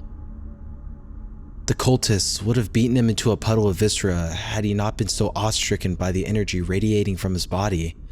His murderous fury was all but subverted by his fascination with Mason's aura. Now that is not something you see every day. Turns out this is way more interesting than the ritual. His golden orbs tilted to the side, as if to study Mason. The eyes chose you, didn't they? Do you even know what you are? Have you any idea what this means? No, I just want my friend back. Take me to the bar now. Mason demanded. Darius, who had been reading the magazine the whole time, looked up at him incredulously. You think you're in a position to make demands? The cultist shot a nasty look back at him. This one has what we've been looking for. So I'd say yes. He has more of a license to ask for terms than you do. Martha looked astonished. Okay, what the actual fuck is happening here? What does he have? Can any of you men just speak in layman terms? For once? Send the woman to the Temple of Mirrors. We'll find your friend. What? No! Don't take her away! She will only get in the way of unlocking the true vision. I need you to capitulate for the time being and let us explain what's going on here. Mason sighed and thought about it for a moment. Alright, what do we need to do? Oh, come on! Martha screamed. Darius grabbed her by the arm and began to lead her away. Get off me! Mason! Help! You piece of shit! I'm sorry. He whispered, looking down. The cultist offered a handshake. I didn't really have time to introduce myself before. New faces are usually quick to try to run. The name's Marcus. Mason accepted the gesture with an uncertain expression. He was about to reply with his name when Marcus cut him short. We already know. Mason, your girlfriend over there is being temporarily held while we unlock this vision that you seem to have. And the drunkard, he'll turn up soon enough. Things tend to come to you on their own. Listen, I don't want either of them to be hurt. Just tell me what you want from me and release Martha. Listen, friend, he sighed. I'll release her on the condition you fulfill our prophecy. See, we've been watching you folks since you got here. We know just about everything about you outside of what you like putting on your sandwich. That said, if you try to run, I'll devour you, regardless of your status. Mason stared blankly at him. And what exactly is my status? A grin spread across the cultist's face. Our scriptures take you for a prophet, Mason. A herald. The key to finally reaching the spires. Mason thought back to their structural improbability, the epicenter of all things, the eyes that watched all from their theoretical heights. He felt a small presence in his chest, a longing for that knowledge, a desire to walk towards them. The tiny gem-like glint returned to his eyes as he gazed up to look at the northern sky, dominated by those horrible things. You're telling me I could unlock the final door? The end game of all existence? You would be the cornerstone of our shared divine providence. The blade of the executioner and the gavel of the judge. Forged into a savior. The tiny shimmer sparked into something brighter as his voice altered. The eyes in the sky had gained another soldier. I will do what must be done. After nearly 10 minutes of thrashing and struggling, Darius finally relinquished his iron-tight grip on Martha's arm. He shoved her into a dark room. Stumbling over, she spat a curse at the cultists. Who the fuck do you think you are? Listen, lady, it ain't personal. It'll only be a little while. Soon, when our prophet leads us to the spires, you too shall join us. He made a type of religious gesture before closing the door and latching shut the deadbolt lock. Martha began to softly weep in her newfound prison, the despair she felt at possibly never seeing her friends or family again. Would she be forgotten? Would life move on as it had before? Bubbling up from beneath her sorrow was the rage born from Mason's betrayal. He let her be taken away by those men. She let out an angered scream and pounded the cold floor. The impact triggered a sound like an iron mechanism somewhere beneath her hands. Martha gasped in surprise when formless sources of light orbited around her body to illuminate her would-be jail cell. It was not a dark, concrete basement after all. It was a space made entirely of mirrors, reflections that faced one another, creating an endless field of darkness broken apart by shapeless blobs of luminance. Within each reflected room was a visage of her very own body, but they weren't her. Not quite. She was mesmerized beyond words, staring at the iterations, studying them carefully. It was painfully uncanny, the way something was off about each replica. She tried moving her arm, but the reflections did not copy her movements. They merely remained frozen in a moment of cosmic numbness. The one closest to her bore the most resemblance. The only difference was the structure of her face. It was slightly off. Her nose was pointed just a smidge more. It would have been impossible to notice had she not been on her guard due to the situation. Each reflection was worse. Their accuracy had all but failed, falling into crooked renditions of her form. Some of them were taller, others were short and hunched over. One had an arm with 3 joints and legs bent backwards like the hoofs of an ungodly creature. None of them moved. It was as though they were statues, locked behind a world of reflective glass. She couldn't back away into a corner and face away from the horror because they surrounded her. Hyperventilating, she began to spin in circles, looking around at all of the miserable prototypes of her being. Her rushing breath caught in her throat when she noticed it, watching from a distance. A colossal figure, wearing her face. It had to have been 2 or 3 stories tall. Its jaw hung slack and dislocated, sagging with stretched skin at its sternum. The darkness of its eyes was deep enough to put the surrounding abyss to shame. Its head twitched, a violent, bone-snapping jerk as if yanked by invisible strings. Then, slowly, it tilted its jaw further, too far, until the split in its mouth reached its ears. The sound was wet and wrong, like tearing cloth soaked in blood. Martha held her breath, tears streaming down her face at the sight. It spoke in her voice without moving its gaping maw. Your face is a prism, doomed by fate to be forgotten. For this is the way of all things. You may think to grieve for a loved one. You may recall their face, but it will never be equivalent to truly knowing that face. Please, I'm begging you. Martha sobbed. The creature ignored her. Every appearance is the same configuration, just as every other creature is born of the same dust you are. But not only will everyone else move on without you, you will cease to know yourself in death. Identity is stripped away by the tendrils from the spires. So if you know nothing of what you are and the world treats you as though you were a meaningless relic, what is your shape, mortal? I don't know. Martha stammered. Please don't kill me. Please. In death, you are an elegy of the fallen, an echo of creatures that once roamed these lands long before your time. You desire to be free, yes?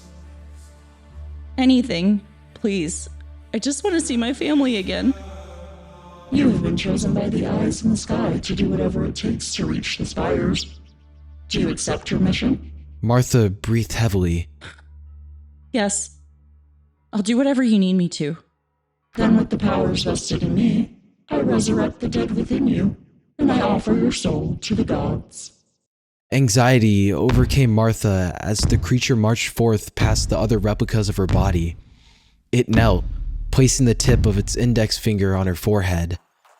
As it met her skin, a frigid rush tore through her skull, flooding every nerve with static memories she didn't own.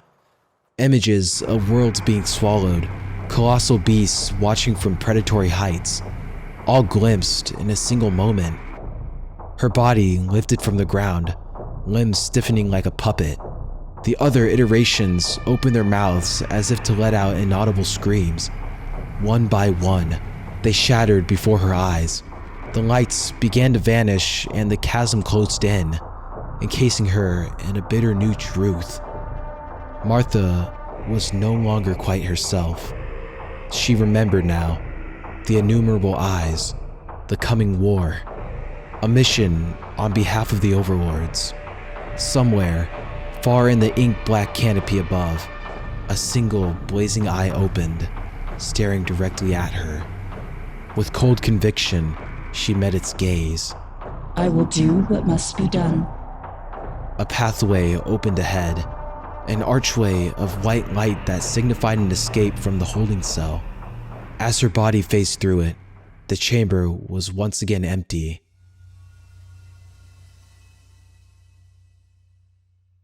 Onlookers fell to their knees and bowed as the cult neared.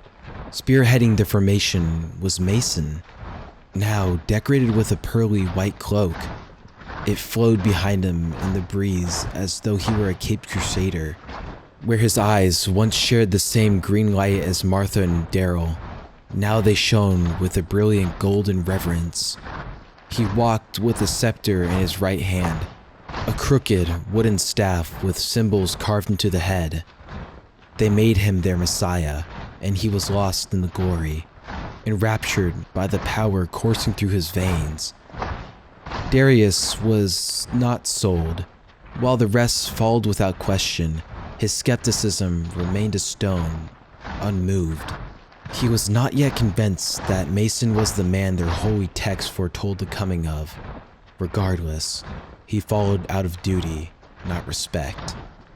Marcus still likely ran the operation, but Mason was their ticket to salvation, and with Mason already ensnared by the potential of it all, he was an easy marionette to be controlled.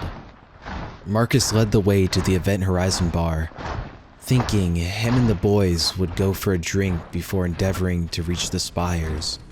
Instead, rounding the corner, they found the shell of what used to be a quaint little restaurant. It was burnt down, with only some of the wooden beams standing. No! Marcus grew angry. Are you fucking kidding me? This used to be our place. My mom used to take me here for food before I could drink. What kind of monster would do such a thing? Investigating the rubble, Mason found a kid's menu on the ground amidst ash and charred bodies. This was a necessary evil, Mason declares. I smell liquor in the air. Cheap, stale, the kind Daryl used to drown in. He turned back to Marcus, who was still balling his fists at the sight of his childhood burnt to the ground.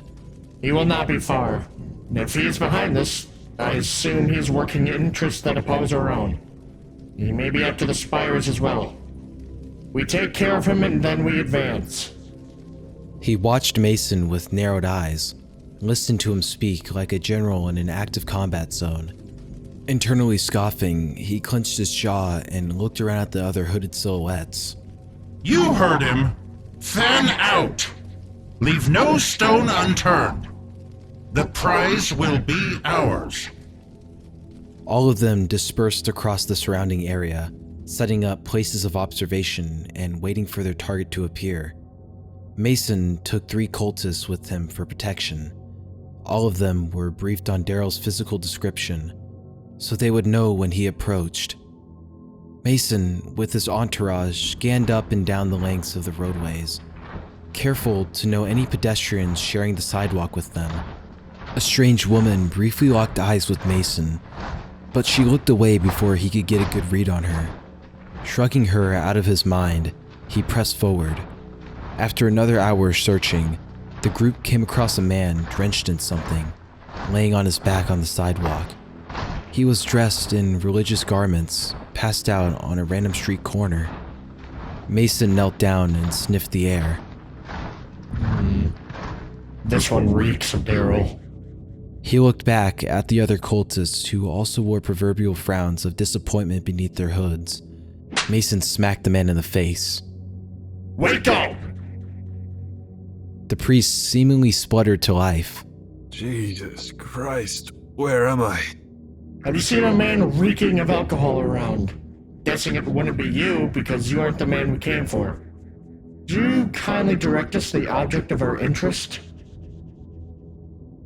I don't know, man. He barged into the church and started laying waste to it. Started dousing the pews in alcohol or something. I don't know. And where is the church? Probably like 10 minutes down that way. He pointed ahead. The cloaked men thanked him for his compliance and left him there on the concrete.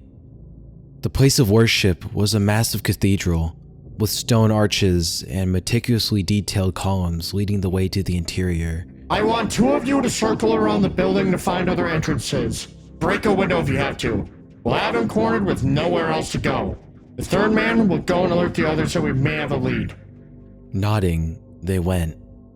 Murals decorated the ceiling far above, telling the story of angels clashing with forces of darkness. It smelled strongly of alcohol as Mason ventured forth. The hallway opened into a massive room. Entire rows of pews were thrown to the side, visibly damp with liquor. A figure sat by the altar, seemingly awaiting Mason's arrival. It was Daryl. You shouldn't have come here, brother. Daryl called out. Mason completely ignored his warning. I can't let you reach the spires. You're coming with me. Now move your feet. Another voice called out from behind one of the pillars. And what? I'm just supposed to let you get there instead? It was Martha. Mason sighed, gritting his teeth. So not only did you break out, but you've been following us. What can I say? I have orders. She stepped out from behind her cover, revealing her new form. Pieces of her were Martha, but Others were utterly alien. It wasn't that they were stitched in the familiar. It was an invisible gradient of flesh that altered to become foreign, her own ship of Theseus, an atlas of identities that had forgotten her own face. Mason didn't flinch. I don't care what you are. You're compromised. You don't get to decide what the Spires want. Neither do you.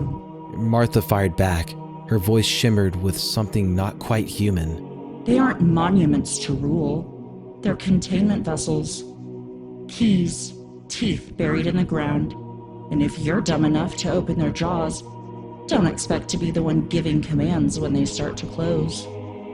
They chose me, Mason said, jaw tight. The stars, the messages in the static, the ancient words spoken by the cults on these streets, they all led to me.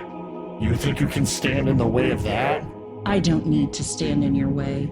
Martha said, stepping closer. I just have to make sure you don't get there before me. Then we're at an impasse. Mason growled. No, not exactly what I would call it. Daryl said, standing slowly now. You're at a reckoning. He limped towards Mason, the bottle still clutched in one hand like a relic. You think the eyes speak to you exclusively? They speak to me through the taste of blood, through ash and rot, and I don't follow orders from a couple of twats like you. He took a swig, then smashed the bottle against the altar. I warned you. The air thickened. The murals on the ceiling began to weep, thin, inky tears dripping from painted angel eyes. They're watching, Martha whispered. One of us will succeed. The others will suffer. And the Spires will feed either way, Mason said. He readied himself for combat as the temperature of the chamber rose higher. We finish this now. Daryl grinned with teeth too sharp. By the way, try not to scream.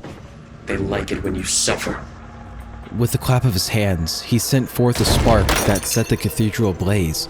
The fire parted around Mason's cloak, protective runes lighting up on his sleeves.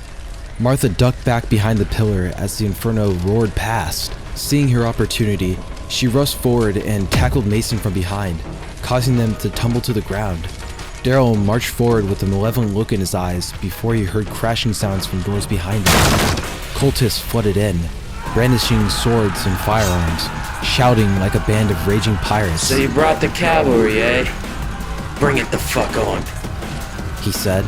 He rushed forward, launching jets of ethanol fire at the hooded figures, but they were too protected by the runes on their sleeves. Cowards!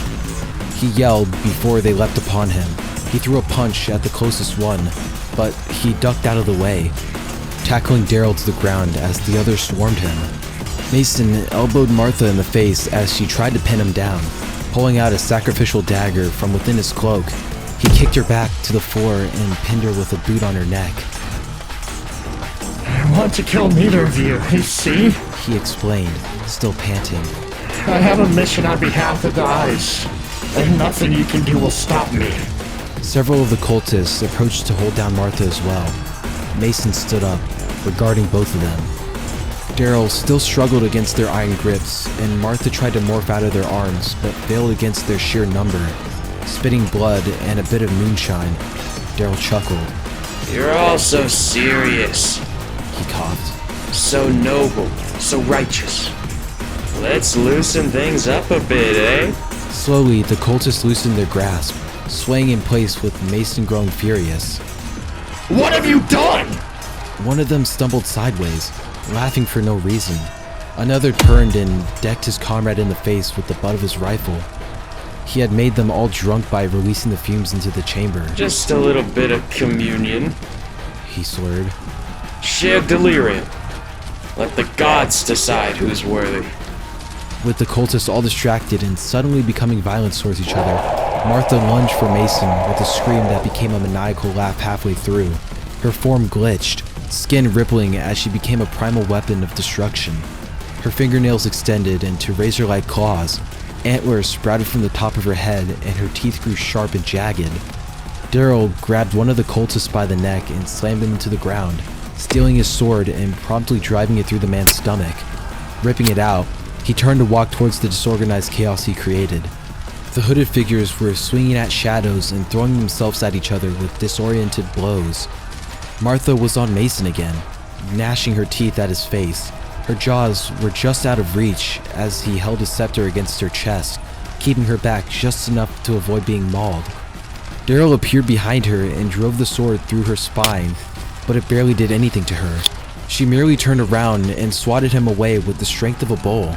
It sent him flying into another cultist, who buckled over from the impact.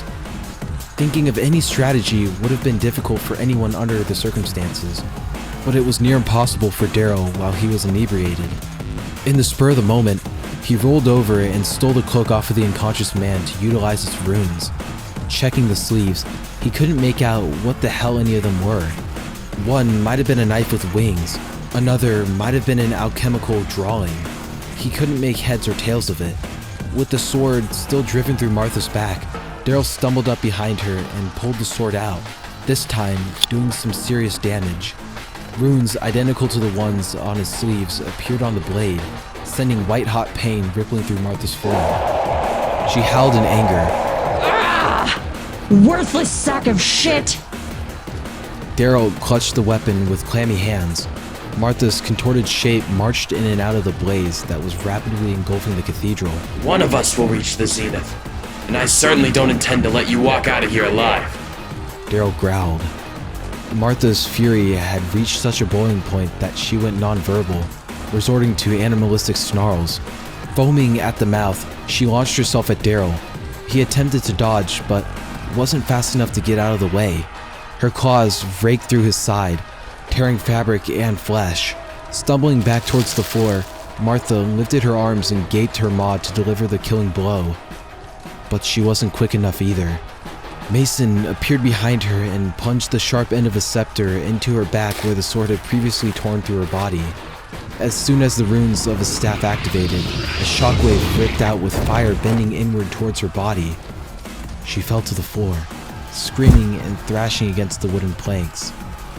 Her final words before she burnt to ash were spat with such fierce detestation, a cry of hatred as her life was snuffed out. Death will not be the end of me! Daryl, who was mortified, watched as Mason stood and pointed the scepter at him. Daryl scrambled to his feet, holding out the sword.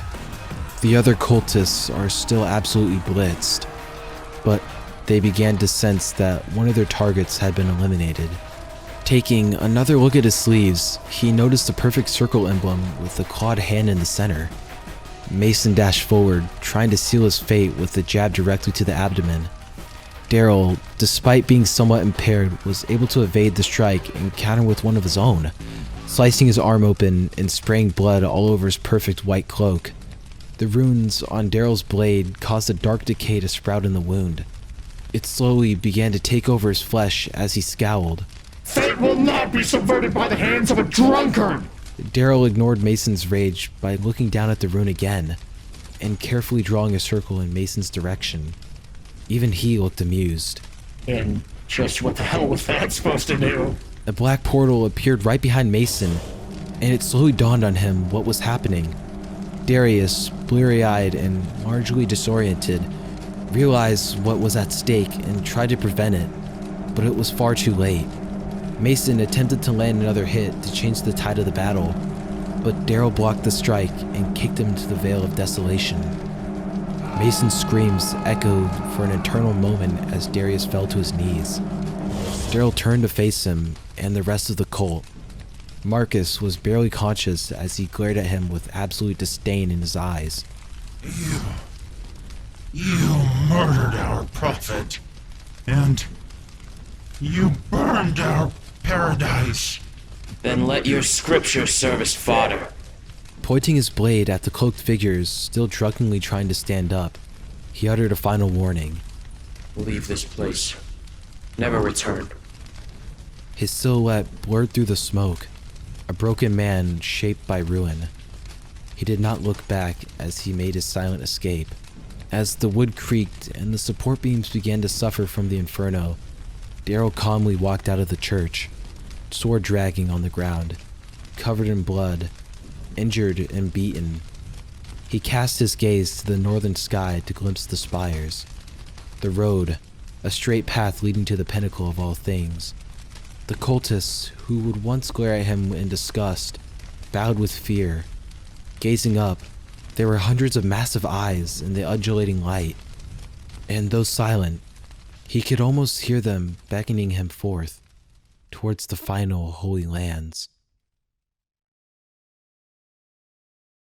The temple is satiated for now, but it shall return to consume greater things.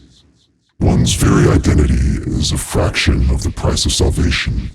The rest is merely a down payment of lifeblood. The city of gods does not merely consume a man.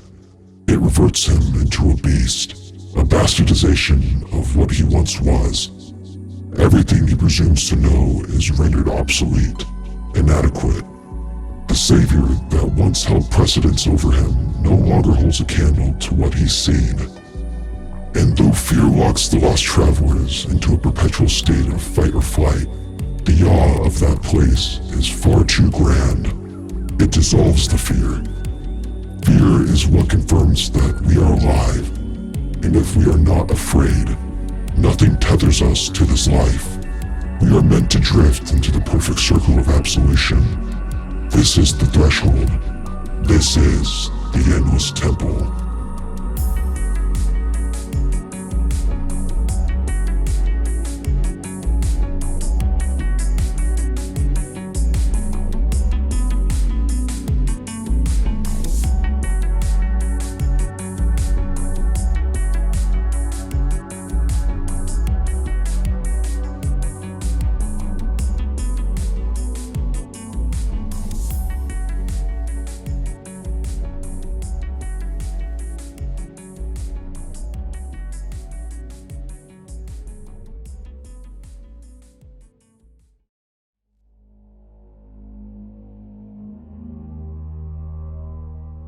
There's no greater weapon than a beautiful idea unchallenged. It spreads through screens and symbols. It grows through cryptic dreams. It infects the young first, then the desperate, then the brilliant. The ideological birth of a code. And when the world cannot explain the art, it bows to the artist. Not all vision is prophecy, not all madness is divine. But these shadows are forever cast upon us by forces older than the lands themselves. When the light is swallowed by that realm of doom, even the skeptics begin to pray. Welcome to the City of Gods.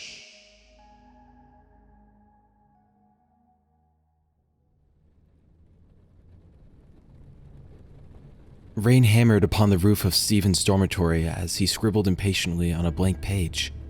He had been going through a creative rough patch. Nothing seemed to push him past the thick wall of frustration. His inspiration ran dry amid his studies, leaving him to stare at half-baked illustrations of a character he barely remembered sketching the week before. The pencil in his hand twitched again, dragging a faint, meaningless line across the paper.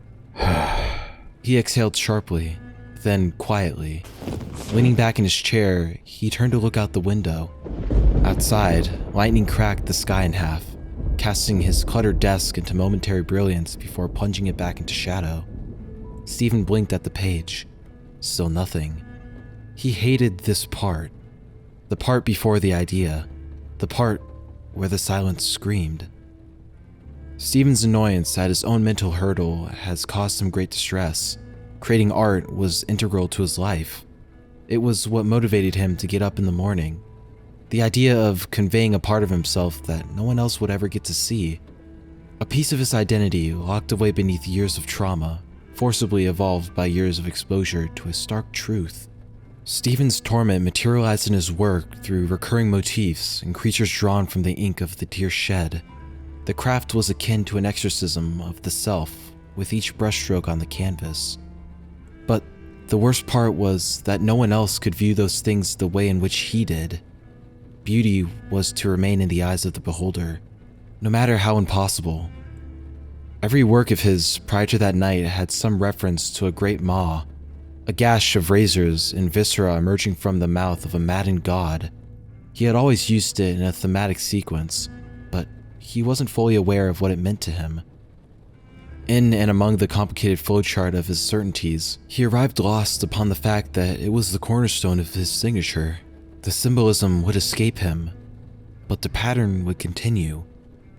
Though he wasn't sure what he wanted to do with his life, he clung to an overarching dream of being a celebrated artist one day, to hold a gallery of his own where people would admire his work.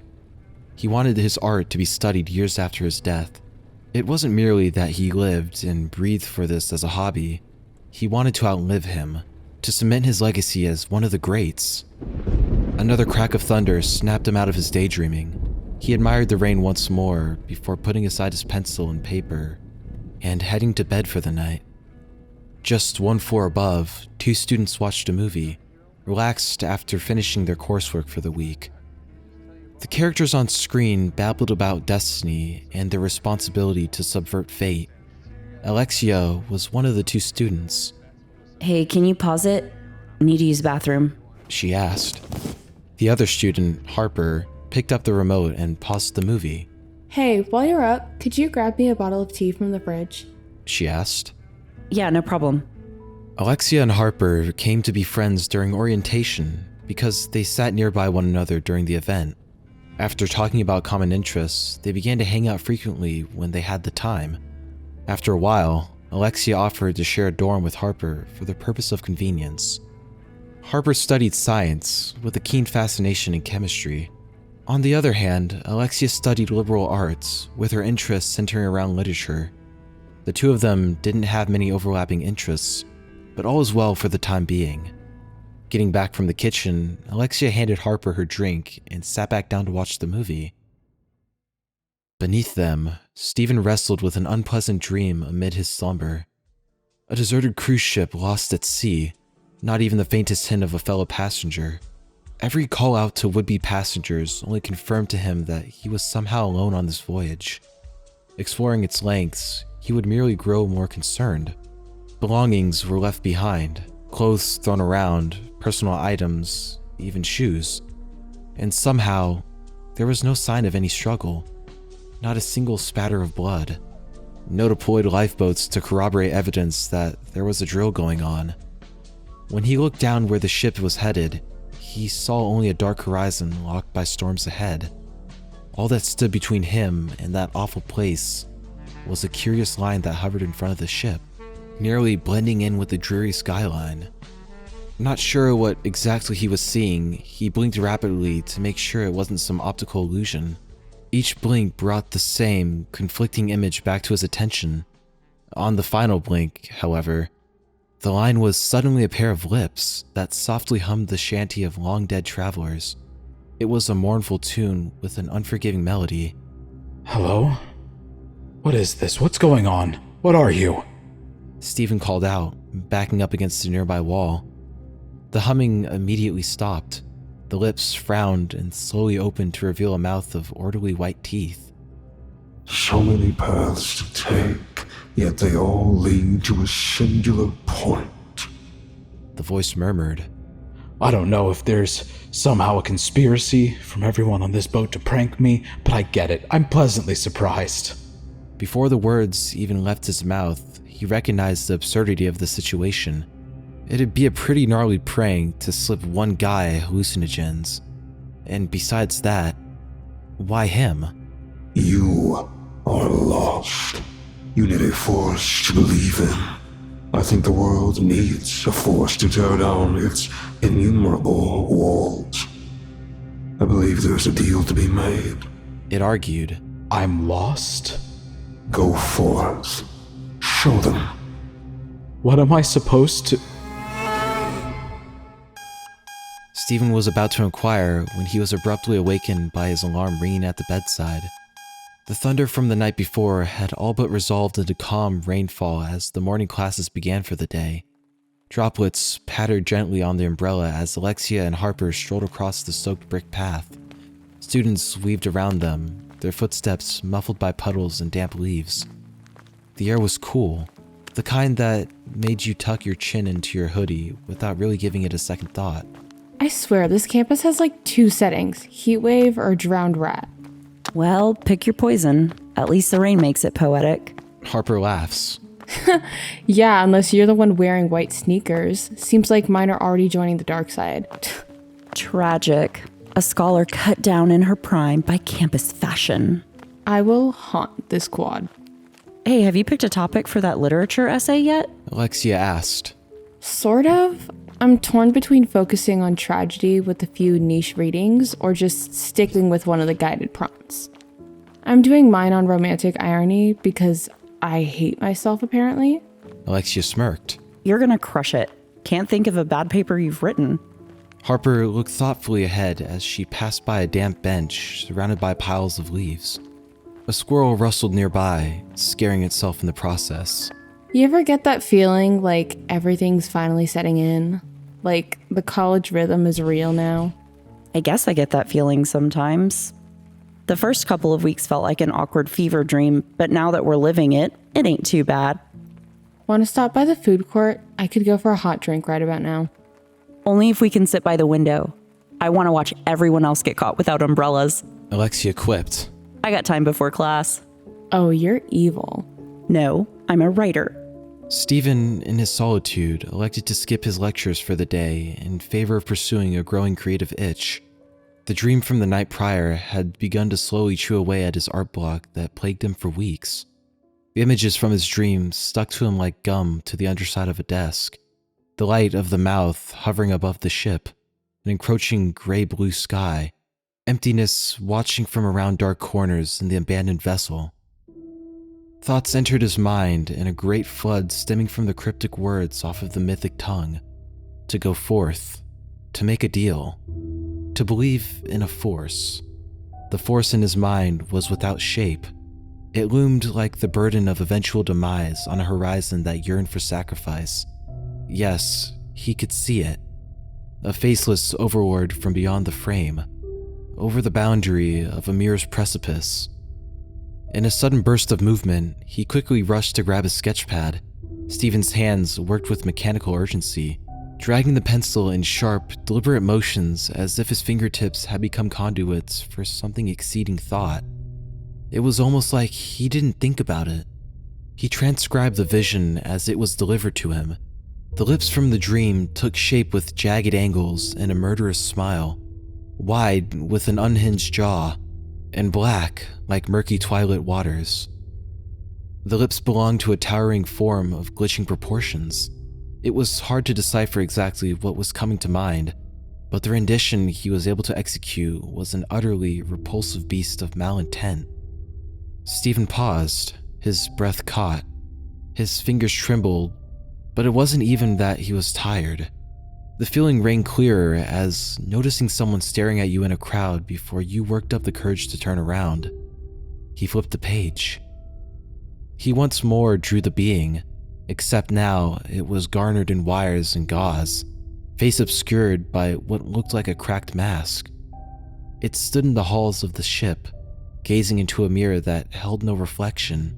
Stephen scratched a title onto the bottom right corner of the page in small, rushed lettering. It read very simply, The Seer. Sitting back, admiration grew as a warm feeling in his chest. Something was changing within him, an unparalleled drive to create. The day droned on for everyone else while he was seemingly driven to continue producing visions of the Seer in various places and poses. As night once more fell upon the campus and the streetlights outside compensated for their encroaching shadow, he reflected upon the day's work. His process felt so pure to him that even the thought of doing homework after was bothersome. Why put a damper on a day of such radical progress? After all, it was by far the most he'd gotten done in weeks. He ruminated on the sights, the meaning of breaking down a world of walls with the force to believe in. And with the calling of slumber, Stephen gave in once more to his exhaustion. Alexia merely chugged on while her job and the litany of assignments only succeeded in motivating her to pull her own hair out. In between it all, she had little time left for her own leisure. The time that remained was wasted doom-scrolling social media after the day was over. She found little to no purpose in what she did either. The future was a dreary path forward, blackened with uncertainty. The only reason she found herself in her studies was because her parents wished for her to do something more. She had nothing carrying her forward other than her parents' needs. Harper, on the other hand, had a powerful sense of purpose that carried her forward to her goals. It wasn't that she was perfectly content. After all, nothing could be perfect. The only thing she really wanted to rely on was consistent certainty. Her philosophy was that all would work out the way it should as long as she moved forward with pure intent. As their day rounded to a close, they sat on a nearby bench to appreciate the fading daylight. Silence prevailed even as the other students passed in twos and threes, scattering leaves under their shoes. A nearby lamppost buzzed faintly, its light not quite needed yet, but flickering to life anyway. Alexia hugged her knees to her chest, appreciating the colors of the dimming atmosphere. What do you think this all is? Harper raised an eyebrow, glancing over to her. This? Life. Waking up, doing work, going to bed. Why is all of this a thing? Depends on who you ask. I'm usually a fence sitter when it comes to God and creation and religious mumbo jumbo. I'm not fully convinced, but it's a comforting idea. Alexia breathed and looked at Harper. I don't think I believe in anything. After a moment of perfect quiet, Harper murmured, It's not a bad place to start. Isn't it though? Even by my own admission, that is pessimistic. Harper thoughtfully replied, Not necessarily. She still gazed upon the sky as it shifted from pale gold to deep blue and purple shades. Sometimes belief can just be noticing. Noticing that you felt something different when somebody said the right thing, or when a song hit the exact part of your chest you forgot was sore. Alexia didn't answer, but her eyes softened, just a little. I don't think I need things to be true, Harper added. I just need the implications to move me. The wind nudged through the trees like a whisper. Alexia exhaled slowly, curling her fingers into the fabric of her sleeves. It scares me sometimes, how little I think anything matters. That's okay. Meaning doesn't always arrive in big gestures. Sometimes it just taps you on the shoulder. They sat together a while longer, quiet again. The streetlight was stronger now. It cast a long shadow that stretched behind them, drawing their silhouettes across an empty sidewalk. Two figures sharing one fading beam. In a perplexing state of slumber, Stephen once more found himself on the deserted cruise ship. A nightfall besieged the ocean, casting it in an inky black veil. Dread raised the hairs on his spine as he traversed the desolate halls in the impenetrable gloom. The darkness was so thick and oppressive that he could not see his hands in front of his face, nor the figures that lurked around the forgotten corners. They were replicated versions of the beasts he drew so incessantly in the prior day, gangly forms that bent and twisted in directions cruel to human anatomy. They were being draped in rags and painful wires that dug into ashen flesh. Blissfully unaware of their presence, he warily stumbled forth to the front end of the vessel, where he previously encountered the talking mouth, the peculiar vision of floating lips, the insistence of a deal. Braving the sight to behold, Stephen opened the door to the deck, glimpsing the maw in a new, spine-chilling evolution. There it was, smiling as if it held knowledge he couldn't dream of. The night sky was devoid of all light, no moon, no stars, except for two that were positioned just above the wicked grin of the entity. It gazed upon him, beaming with incomprehensible suns and teeth that were misaligned, jagged, hideous. I do hope you've given some consideration to our deal, fleshy one. I don't know what you want me to do. Stephen stammered anxiously. I drew monstrosities crafted from my nightmares. I drew versions of them from this ship. If this is a dream, why am I brought back here? The jaws let out an ugly laugh before it continued. Your sketches are a noble step in the journey you are destined for. Though, compared to what you will become, these things are minuscule. You will not merely draw beasts. You will paint over the canvas of creation itself. You will carry a new purpose. You will herald a new dawn. Who? No. What are you? What must I do? You will refer to me as Lord Azorian. And as for my command, take your measly abominations and show them to the world. Make them see the first light of tomorrow's possibilities. The endless temple is coming, and you will be the one to open the gates. Go forth. The 2 stars grew blinding, forcing Stephen to cover his eyes and turn out of fright. As he opened his eyes, he glimpsed the horrors of his own creation glaring at him from the windows, peering out from doorways, carving holes into his eyes from their hiding places, now illuminated by Azorian's power. He snapped awake in bed, panting and marinated with his own sweat. No longer could he hide from the cryptic truth. There was so much more at play than anyone else could hope to know. The skeptics would deny reality, and the saintly would mistake the arrival for devilry. But he knew his mission, and there was no going back.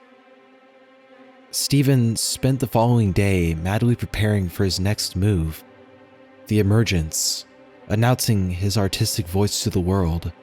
Waiting around until students left and the halls were silent, he wandered to the library printers and began phase 1. He also purchased supplies for a new facet of his craft, an evolution from one means to another.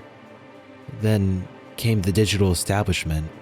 He created profiles across all social media platforms under the moniker The Herald. With this newfound outreach, he planned to drip feed his creations day by day, commanding the algorithm to bend to his will. By the time the morning sun rose to banish twilight, all of the library printers were completely empty of paper. The staff rushed to refill them, but they very quickly ran into a problem.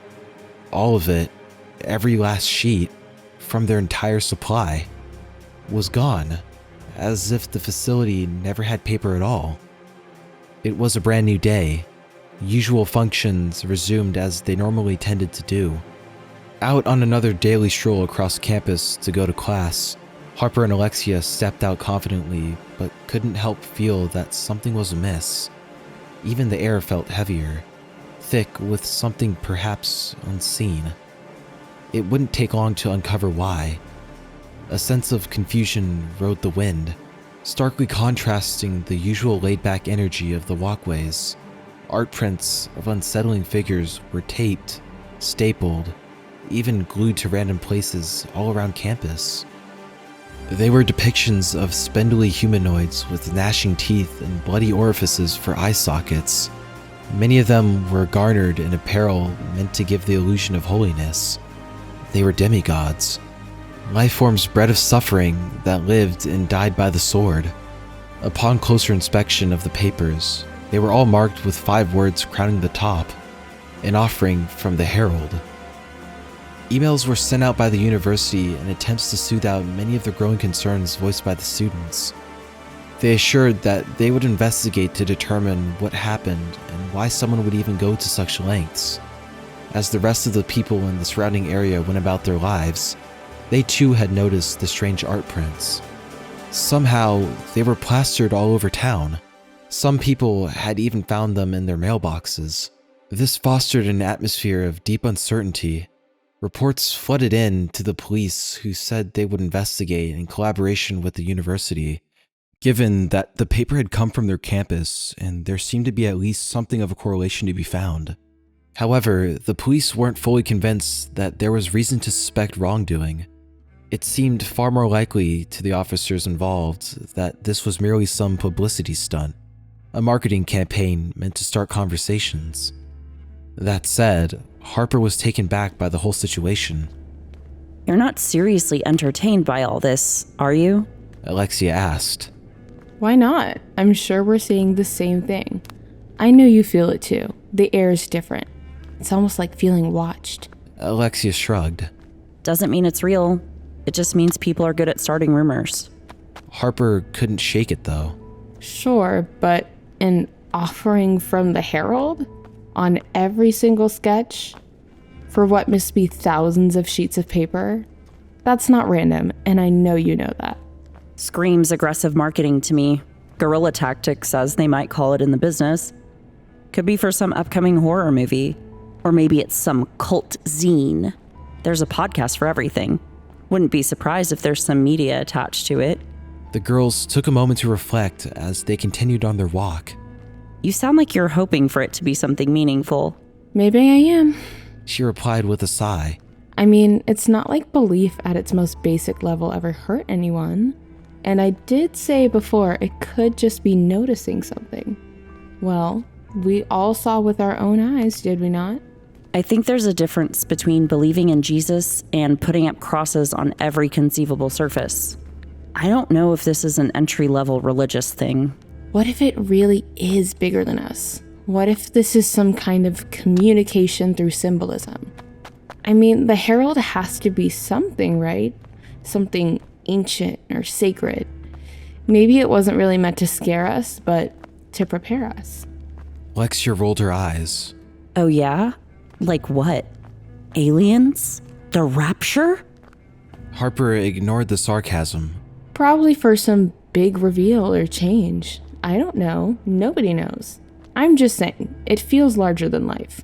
Sure it does, but you're only saying that because of the symbolism and the unknown factor of it all. Once something is bathed in the light of truth, its mysticism fades entirely. People are going to forget about this thing in a month. The rumors only grew in intensity when people began to notice the social media presence of the supposed Herald. The profile had no profile picture, and in the bio, there was only a string of characters that would later be dubbed the Azorian Cipher. It seemed to be a code.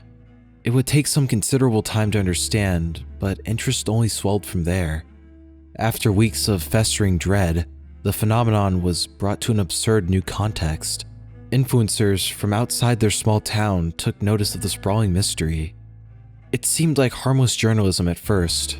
These internet personalities were curious and had a genuine desire to reach some logical answer. But there were others that needlessly sensationalized it. Someone claimed that when they copied the code to their bio, they had a dream that night of an infinite city of beautiful horror. So naturally, it became a trend. Every podcast guru with a microphone knew something no one else did.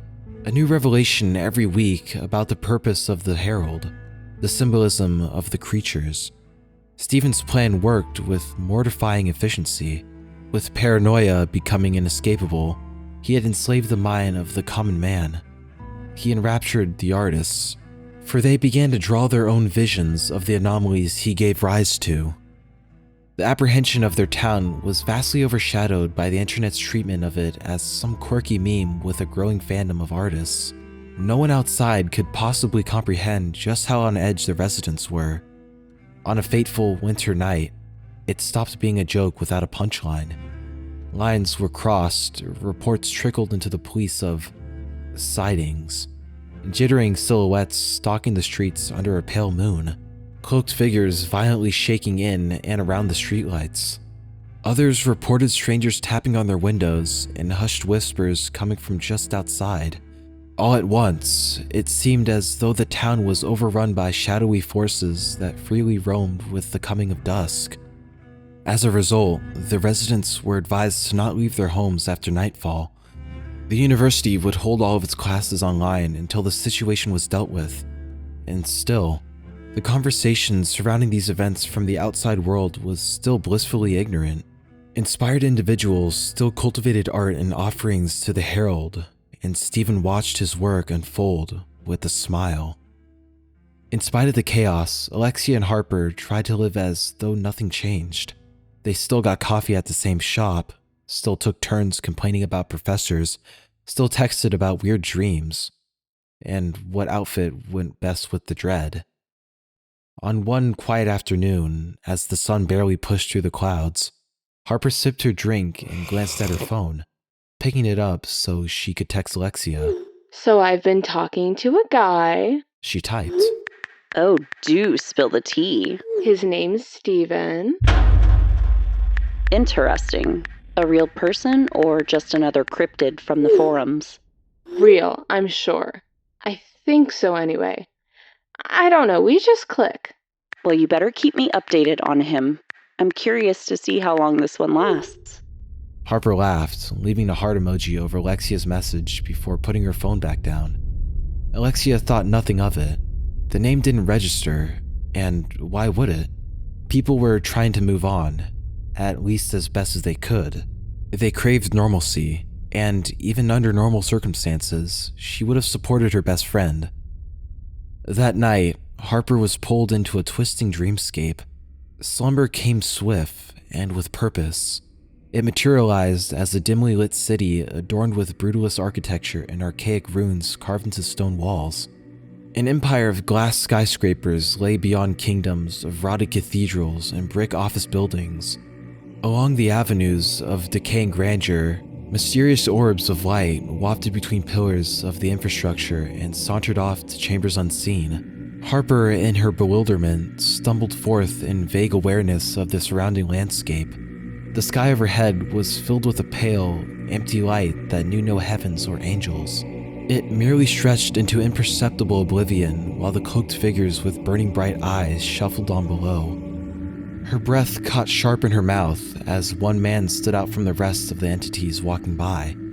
A black robe with white trim danced along the breeze, donned by Steven with a gentle grin etched into his face. Extending his hand, he spoke. Come, Harper. We have much to discover. What is this place? A dark look entered his expression as a glint of vibrant energy shimmered behind his eyes. This is the city of gods, and this is the new canvas of all things. The other figures walking the street had abruptly halted and stopped to stare at them as she took his hand. Where will we go? Wherever the brushstrokes take us, wherever creation expands beyond God's will at our hands. We have so many things to bear witness to.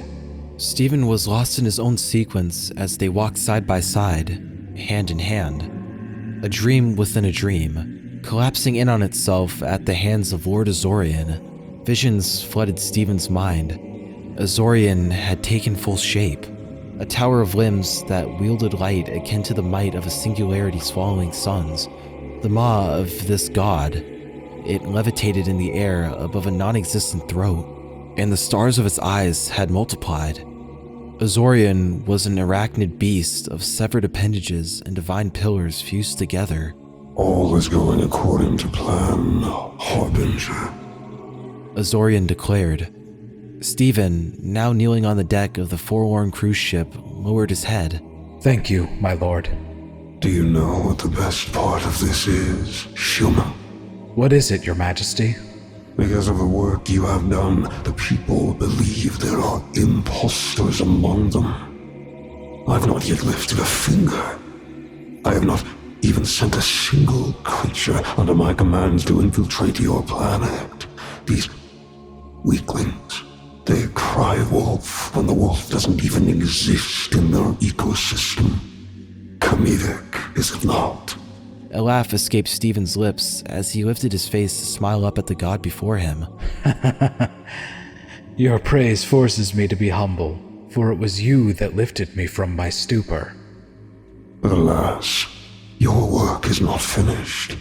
You will build a portal to the city using blood spilled by the innocent. You will further expand your outreach, and then once the vision is seen by all, you will give a face to the cause. A name to cement the movement. This age will be yours for all time if you but heed my words. I will take your commands for scripture, my liege. Steven said, bowing his head once more. Then listen closely, disciple. The monstrosity knelt down and brought the constellations of its eyes nearly level with Steven's. When love joins the cohorts of madness, the fabric of reality is torn apart. Remember that. Steven's perception shifted back to the warped streets of the holy metropolis with Harper's arm tucked around his. Behind them marched an army of cultists, their eyes pulsating a glorious light. To Harper, this was merely some fantastical dream, but to him, it was the next step in his plan to subvert destiny, to reshape the flowing stream of time so that it conformed and submitted to his will. Stephen smiled, looking northward to the fluctuating skies. Dominating its rhythmic sway were black spires reaching without end to realms unknowable. You ask what our fate is? You wonder where we will go? Together, we will reach the spires. Tears welled in Harper's eyes, and her jaw dropped in utter reverence. They're incredible. Their stroll was temporarily halted as she struggled to compose herself. The sight of the impossible magnitude, the potential for all the glory to be found within. The emotions within her swirled and intoxicated her bloodstream, as though she were addicted to the very idea. The dorm room was pitch black by the time Alexia arrived. Despite the warnings that had plagued the area for over a month, she took her time getting back. Having gone on a walk to clear her head as day drew to an end, she did find it rather odd that there were no lights on. After all, winter was wrapping its frightful embrace around the shivering town, so it would have been fairly early to go to bed. As she turned on the light, she realized something else that was strange. All of Harper's items were left as they were from earlier. Even her phone sat on the table where before she had been glued to it. Scanning the rest of the room, there was no sign that she was there at all. She tried to wrap her head around it, but Harper just wasn't there. Then she had the idea to text her group chat to see if anyone else might be having her over for the night. Nobody else knew anything. All of the growing questions in her head were rudely interrupted as she noticed one last thing next to the phone and wallet on the table. A note reading very simply, "To the endless temple shall I roam." Sometimes it is not light that banishes the power of mystery from the lack of knowledge. It occurs in an inverse sense. Mysticism will always absorb clarity and plunge all else into hysteria. It is cast upon us by nature and held down by the limit of what we can perceive. Fear is a powerful tool of submission. Madness is the consequence of abandoning our structures. Those who already wish to believe will fancy it to be the truth, but even the skeptics will kneel when the heavens are swallowed. The city of gods is satiated for now, but it shall return to consume greater things.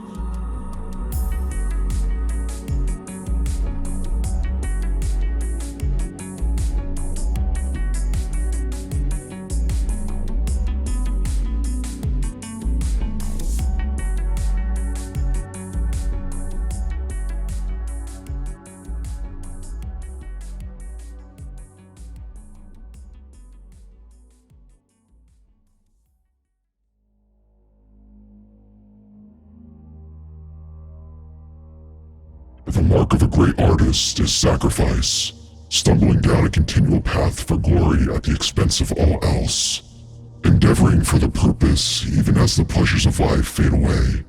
When the world cannot accurately interpret the art, it fears the artist.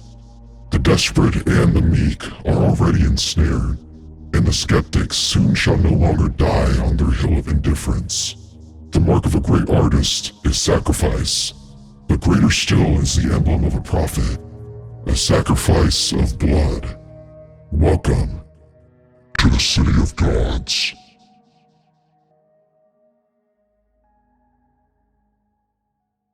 Alexia stared blankly into the gloomy corner, eyes focused on Harper's empty bed. The sheets were strewn about like they always are, like footprints in the sand left behind from someone that was never there. That side of the room felt colder, like it was haunted with the laughs they used to share. The cryptic note still lay on the table, serving to be an ever-present, looming reminder of the dread that befell their town.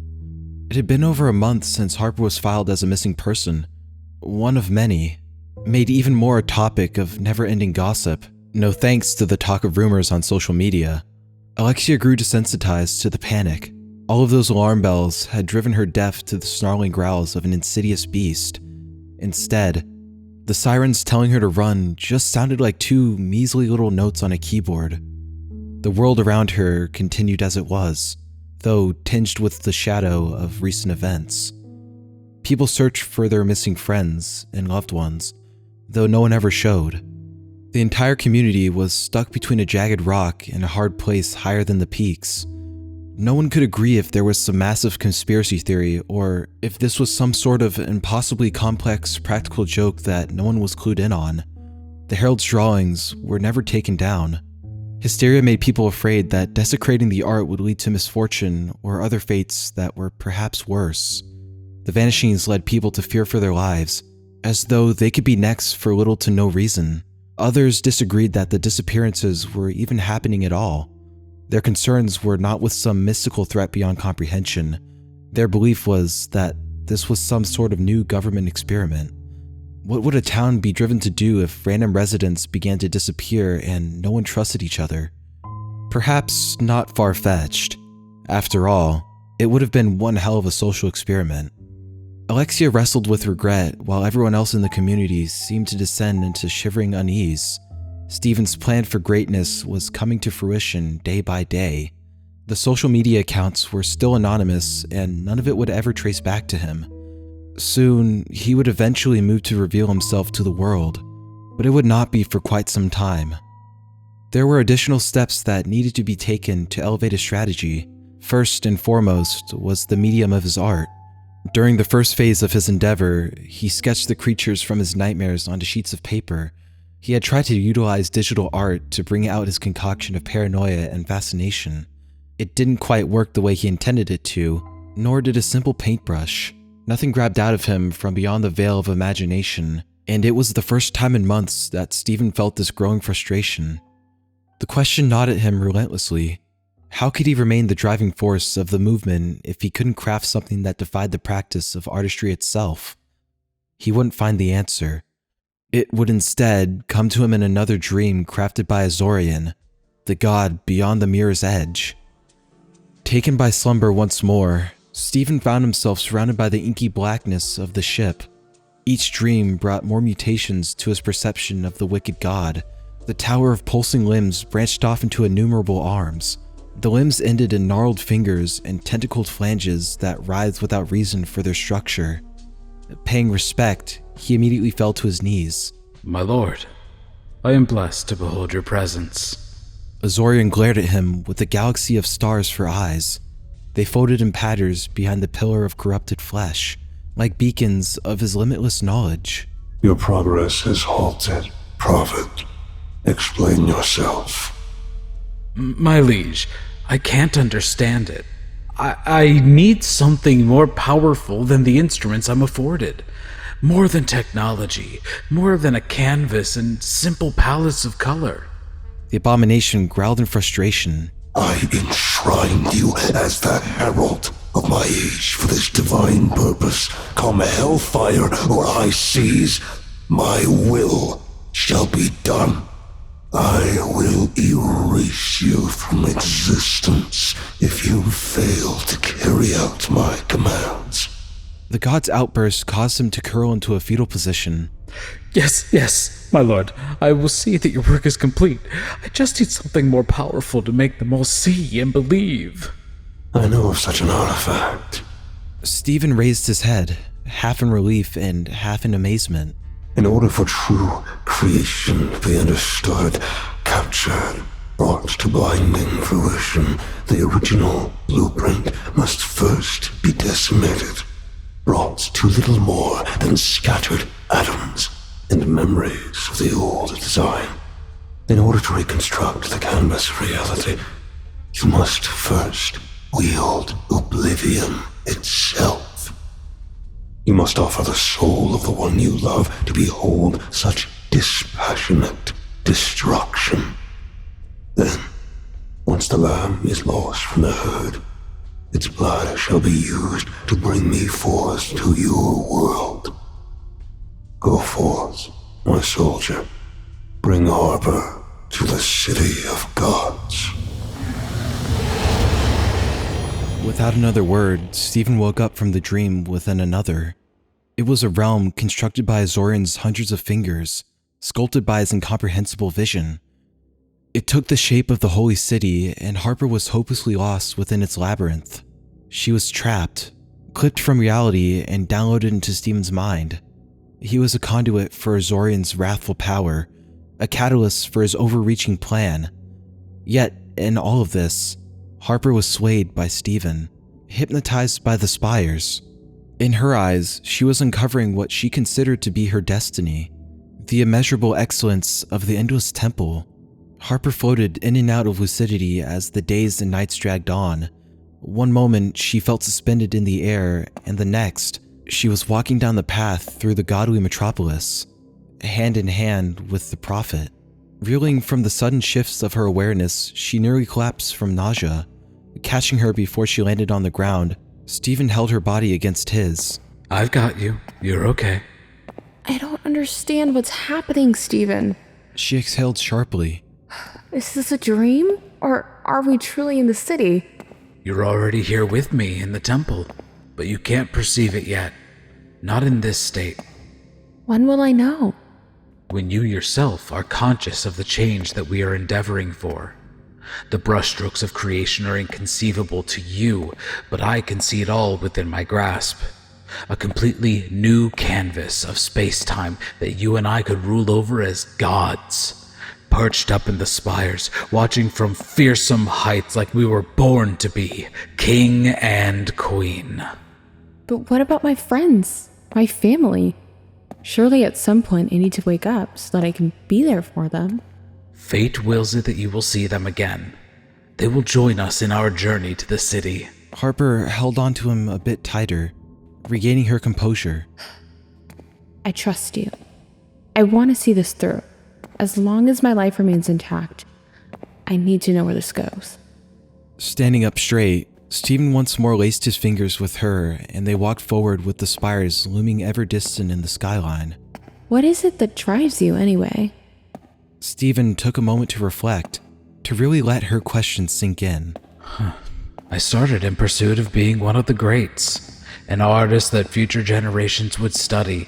I genuinely enjoyed it before, but now I feel like I need it. I need to be something. What drives you? Nothing nearly as fantastical as you, that's for sure. I just want to do right by the people I care about, and I want to be the best version of myself. Humble. I would even call it noble. You have a good heart. Never let go of the person that you are destined to become. See, Harper, the city puts us all to the test. After all, only the purest warriors make it to Valhalla, right? Many things here will attempt to throw you off course, to capitalize on your vices, distracting you from your destiny. You mustn't look them in the eye, for they are demons, parading around as angels. Cling to your reason and stay by my side. Moving through the crowds of hooded figures and sentient oddities, Harper pushed the growing doubts out of her mind. That night, Alexia struggled to sleep. Frustration tugged at her awareness as she laid staring at the past on her empty ceiling. Her and Harper, laughing as they faced the world together, sipping on coffee as the days passed. She was silently tormented each day at the thought of never living in that truth again. Her best friend, gone as though she was never there at all. The shift in her awareness was slow as the drying of paint. The exhaustion finally settled in, but instead of succumbing to the blackness, a light began to permeate throughout the dorm room. It forced her to open her eyes, confused with the newfound glow. The ceiling was replaced with what could only be described as a cathedral hallway, extending hundreds of feet into the air, decorated with murals of malevolent creators and forgotten wars. It was characterized by a shimmer of gold that remains even when the daylight recedes. The sight defied reality, bending the laws of physics to a force that existed beyond it altogether. And sat on some kind of revolting throne was a figure dressed in garments of a king. Its arms were far too long for its frame, yet they moved with an otherworldly elegance as the silhouette rose and began to walk down the aisle towards Alexia. She lay frozen in her bed, physically unable to move as the features of the being became more apparent. Its skin was the smoothest shade of blue she'd ever seen. But its face was merely skin. No eyes to view the world, no nostrils to sniff the air, no ears to process sound, not even a mouth to consume or speak. And still, it did. It spoke to her with a bittersweet voice like holy caramel. Be not afraid, Alexia. I am not here to harm you. Alexia was stuck hyperventilating out of fear and wonder. No words left her mouth, even as it hung agape in shock. Eventually, out of a need to say anything, she asked, Are you God? The being tilted its head. I am a god. But that is far from the point, Alexia. You are not meant to know of my existence, but your friend is in peril, and the fate of the universe rests on her survival. The air seemed to hum with the weight of its words, every syllable pressed into her chest like a hand on her heart. Alexia felt her pulse slow, then synchronize with some unseen rhythm that filled the room. Steady, infinite, divine. Then help me, she said softly. Please, if she's still out there, help me reach her. The deity leaned closer, its eyeless face reflecting 1,000 fractured lights. I cannot. My hand no longer shapes the realm of the living. But you... It raised a finger, tracing invisible symbols into the air. Each mark burned with gold, hovering like fragments of scripture. You still exist on the seam, between sleep and sorrow, between creation and the void is listening. The walls trembled, the murals above her began to peel themselves from the stone, the painted angels unfurling their wings. She could smell the faintest trace of rain and blood, the perfume of new worlds being born. The city calls to you, Alexia. The being whispered, as it once called to me. But know this, each god leaves a mark on the canvas. Once you cross, you will no longer belong to any realm. Her throat tightened, yet she managed to nod. If that's what it takes. The deity extended its palm. Within it, a small sphere of radiant white pulsed like a living star. Then accept the covenant. Alexia reached out. The moment her fingertips grazed the light, the dorm collapsed into brilliance. The ceiling vanished, the air turned fluid. Her body lost its weight entirely as a current of sound lifted her from the bed, the hum swelling into harmony. Light poured from the deity's chest, rising in spirals that coiled around her limbs like ribbons of sanctified breath. Her pulse matched the rhythm of the choir's unseen voices. Her hair floated upward, the strands glowing faintly against the blinding white. And as the harmony reached its precipice, the being spoke again, its voice like wind through glass. Rise, Alexia. The canvas opens. She gasped as the ground fell away. Every atom in her body pulled towards the light above. The ceiling unraveled into a tunnel of gold and sapphire. Her soul stretched thin across infinity. Every memory, every heartbeat scattering like paint across the cosmic ocean. In the next blink, she stood in the city of gods, reveling in the inconceivable nature of her surroundings. Buildings arched into the sky only to bend forward and connect with each other in nonsensical designs. The streets were cold, yet bustling with quiet life. Hooded figures scuttled around, carrying mysterious gadgets in hopes to make nefarious deals in the murky blackness of the alleyways. Alexia looked down at herself to discover she was decorated with religious clothing and adorned with trinkets to ward off spirits of ill intent. Her first steps forward in this world were uncertain, shaky. Her mouth was dry, beads of sweat ran down her forehead. Her attempts to blend in were almost immediately ineffective. When the scampering shapes noticed the offerings on her cloak, they stayed as far away from her as possible. Using this to her advantage, she took an amulet from around her neck and waved it around, driving them into their gloomy corners. Venturing forth with a newfound confidence, she observed as towers collided with each other and branched off into brutal architecture that was impossible to navigate. Ahead, she glimpsed two figures walking hand in hand. She strained her eyes to see a defining feature. anything that would tell her what she was looking at. Then, something clicked. It was unmistakable. The shorter figure had hair like midday sunlight. Harper was being led forward by one of those cloaked things. Something screamed from within her. Hey, get away from her! Except the echo wouldn't travel. The exclamation died mere feet in front of her. She tried to run forward, only to find that jogging felt like trying to wade through syrup. Time around her dilated. There's something I'd like to show you up ahead, my love. Guide the way. Show me what glories await. While Alexia fought like hell against the currents of spatial disruption rushing at her, Stephen showed Harper to a town square with a direct line of sight to the spires. Their heights triumphed above all else, splitting light into countless fragments in the prismatic heavens above.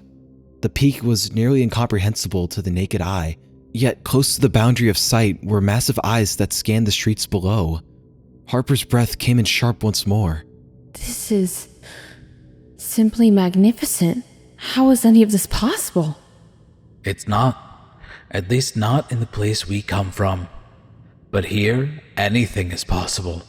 Azorian can make all of your fantasies into a most sublime reality, and he can use the darkest fears of all your enemies and turn them into weapons and strike them down. Azorian? Yes, milady, Azorian, the god beyond the mirror's edge. He transformed me into the man I am today. He can perform the same miracle on you. You can be gifted the same power if you kneel before the spires. Yes, by the gods, yes. Stop right there! Both of their heads whipped around to face Alexia, who had finally caught up with them. Give me back my best friend!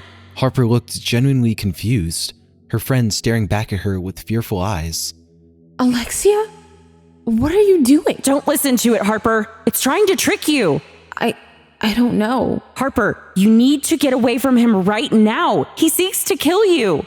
Don't listen to it. Use your reasoning. The Endless Temple is trying to deceive you. Who the hell is this guy? Jesus, what are you thinking? Come back with me right now. The fate of the universe depends on it. The fate of my world depends on it. You're all I have. Please. Tears began to well in Harper's eyes, feeling split between two polar opposite worlds. Stephen broke the silence that momentarily permeated the empty square. You hold no power here.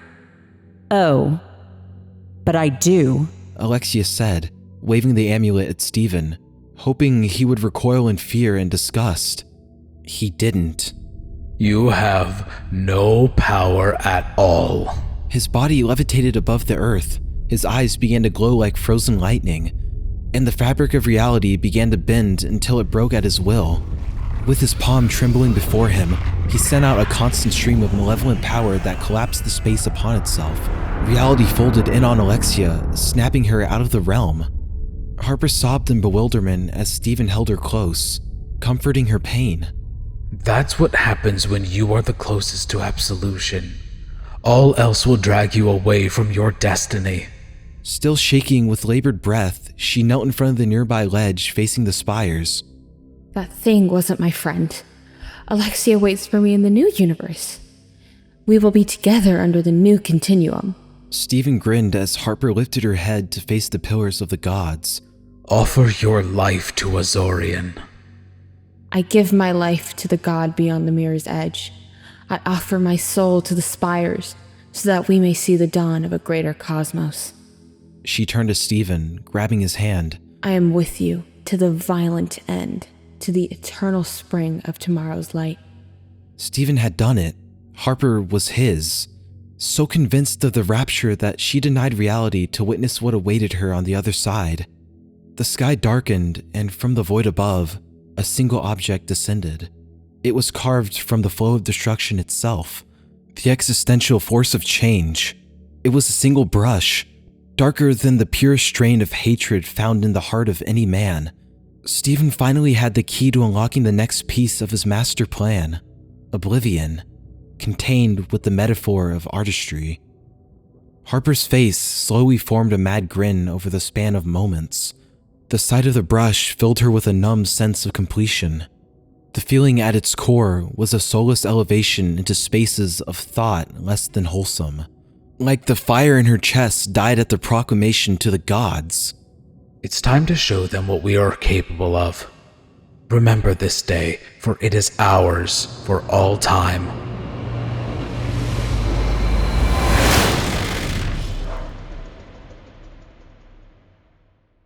Alexia nearly jumped out of her skin as she awoke in her bed. She cursed herself, looking down at pajamas instead of the religious clothing she donned in the city. It had been too late. Stephen was beyond control. Harper was lost in his spell. If the final nail hadn't been hammered into the coffin, it wouldn't be long before the job was finished. Meanwhile, Azorian grinned proudly upon his newfound path to the throne of power. Before Stephen awoke to the dying world, he gifted him with the final offer. One command that would pull the trigger for their endless bloodshed. Become the king of your revolution. Tear down the walls so that we may build the greatest empire that has ever existed. Stephen woke in his dorm with the final piece of the puzzle falling into its place. He took to social media and recorded a video for all to see. It was finally time. This was when the movement found its true voice. I am the voice of the Endless Temple. My name is Stephen, and I'd like to thank you for partaking in this journey with me. The sentiment of your invested time humbles me. The City of Gods came to me in a dream, and I've been working tirelessly to bring it forth to all of you. You took the blueprint and ran with it. I love the fan art you all have made. Truly, this is a remarkable community. Along with this message, I have a special announcement to make. Tomorrow night, we will host an art exhibit at Edmonton University at 8:30 p.m. in the library. I urge you to come if you have a spare moment. Don't be late. Almost instantly, the post gained widespread attention from across the region. The university put out a statement announcing that there was any event taking place on their campus. But the talk of the town was electric. People were equal parts relieved and curious. Now that they knew it wasn't some nebulous phenomenon, they not only had a lot of questions, but they felt safer. If only they knew just how misplaced their newfound comfort was. For a brief moment, the world stood still, phones dimmed to black, comment sections filled with reverent silence, and every screen that bore Stephen's face seemed to hum faintly as if alive. In bedrooms and classrooms alike, people stared at their reflections in the glass, seeing shapes behind them that weren't there. The town itself held its breath. Even the wind refused to move, as though waiting for the first brushstroke of oblivion to dry. When night fell for the last time over their small town, Azorian's wrath bled through Stephen's veins. He became a vessel for true terror unleashed on foreign lands. The god's force of ghastly creatures were brought to life by Stephen's hand using the brushstrokes of oblivion to small incisions in the fabric of their world. These ghouls wore unholy parchments over their ashen flesh, barbed wire tearing through the seams, and dark blood staining the symbols on their sleeves. Their horribly disfigured faces were covered by long, ragged hoods frayed at the edges. They wielded no swords and they bore no shields, for their creator made them far crueler than what any man-made weapon could accomplish. Alexia bubbled with fury at the audacity of it all. Left frustrated and alone, she began to give up on the possibility of ever getting Harper back. But the hatred burned bright in spite of the encroaching hopelessness.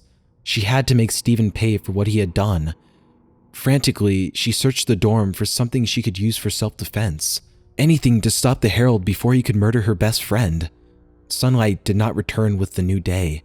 There was only an unsettling veil that blanketed everything. Not twilight. Something darker. Something more insidious. Harper marched alongside Stephen with his gathering of abominations and believers to the university, where they were met with flashing lights and shouted commands. The police watched in stunned silence with their guns raised. His cloak danced in the breeze, eyes burning in the oppressive low light.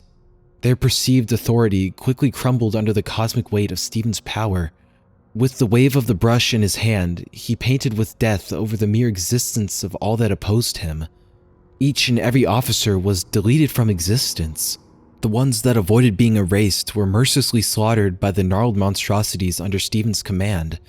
The students that were still in the halls either submitted to the movement or ran for the hills, screaming in unbridled panic. Nothing stood in their path. They seized control by storm while Alexia followed closely behind, trying to anticipate their every move. She hid in a black sweatshirt with the hood halfway over her face, mingling in and among the brainwashed followers. The cultists were none the wiser as she trailed behind with the plan to exact her retribution. The library felt cold as Stephen stood before their congregation. Harper grinned warmly at the audience as though she weren't about to die at the hands of a religious maniac. Alexia, still disguised under her hood, gripped the object in her pocket. For a moment, all felt dead still. Stephen's eyes flared with anticipation in the lighting of the room. Everyone spectated with bated breath, wondering what news he would bring to them, what omens of glory he would reveal to the world. His cloak seemed to ride the wind of a breeze that wasn't there, like his very essence commanded the fabric of reality at the whim of his ambitions. It is time. At long last, this is where we pierce the skin of destiny so that the blood of a new universe may yet flood. The temple spoke long before I arrived. I have borne witness to the perennial dance of love and death and the erosion of all things. The hand of creation trembles not with mercy, but with yearning. Each age births its artist, and each artist gives rise to their god. He pulled a sacrificial dagger out from his cloak, eyes gleaming like beacons of malevolence. I am the final brushstroke, the last vessel, the door through which the new dawn will spill through. And you, my love, Harper, you will be the catalyst for the incoming golden age, the sacrament, the emblem of my prophecy. It is time. The deepest pit of dread rose in Alexia's stomach. Her mind shouted in protest of the crippling fear that began to fester. How would she pull it off? If she could even make it to the Herald, how would she escape? Was turning back at this point even possible? Time was running out, and if she remained frozen, her chance would be gone forever. She needed to act fast. Stephen raised the blade to Harper's throat. Her lack of reaction was utterly inhuman. She uncannily smiled as the dagger pressed down on her flesh. In a sudden, lurching motion, Alexia rushed forward, brandishing a knife. Before anyone could process what was happening, she lunged at him, thrusting the blade right through his skin, plunging it into his throat.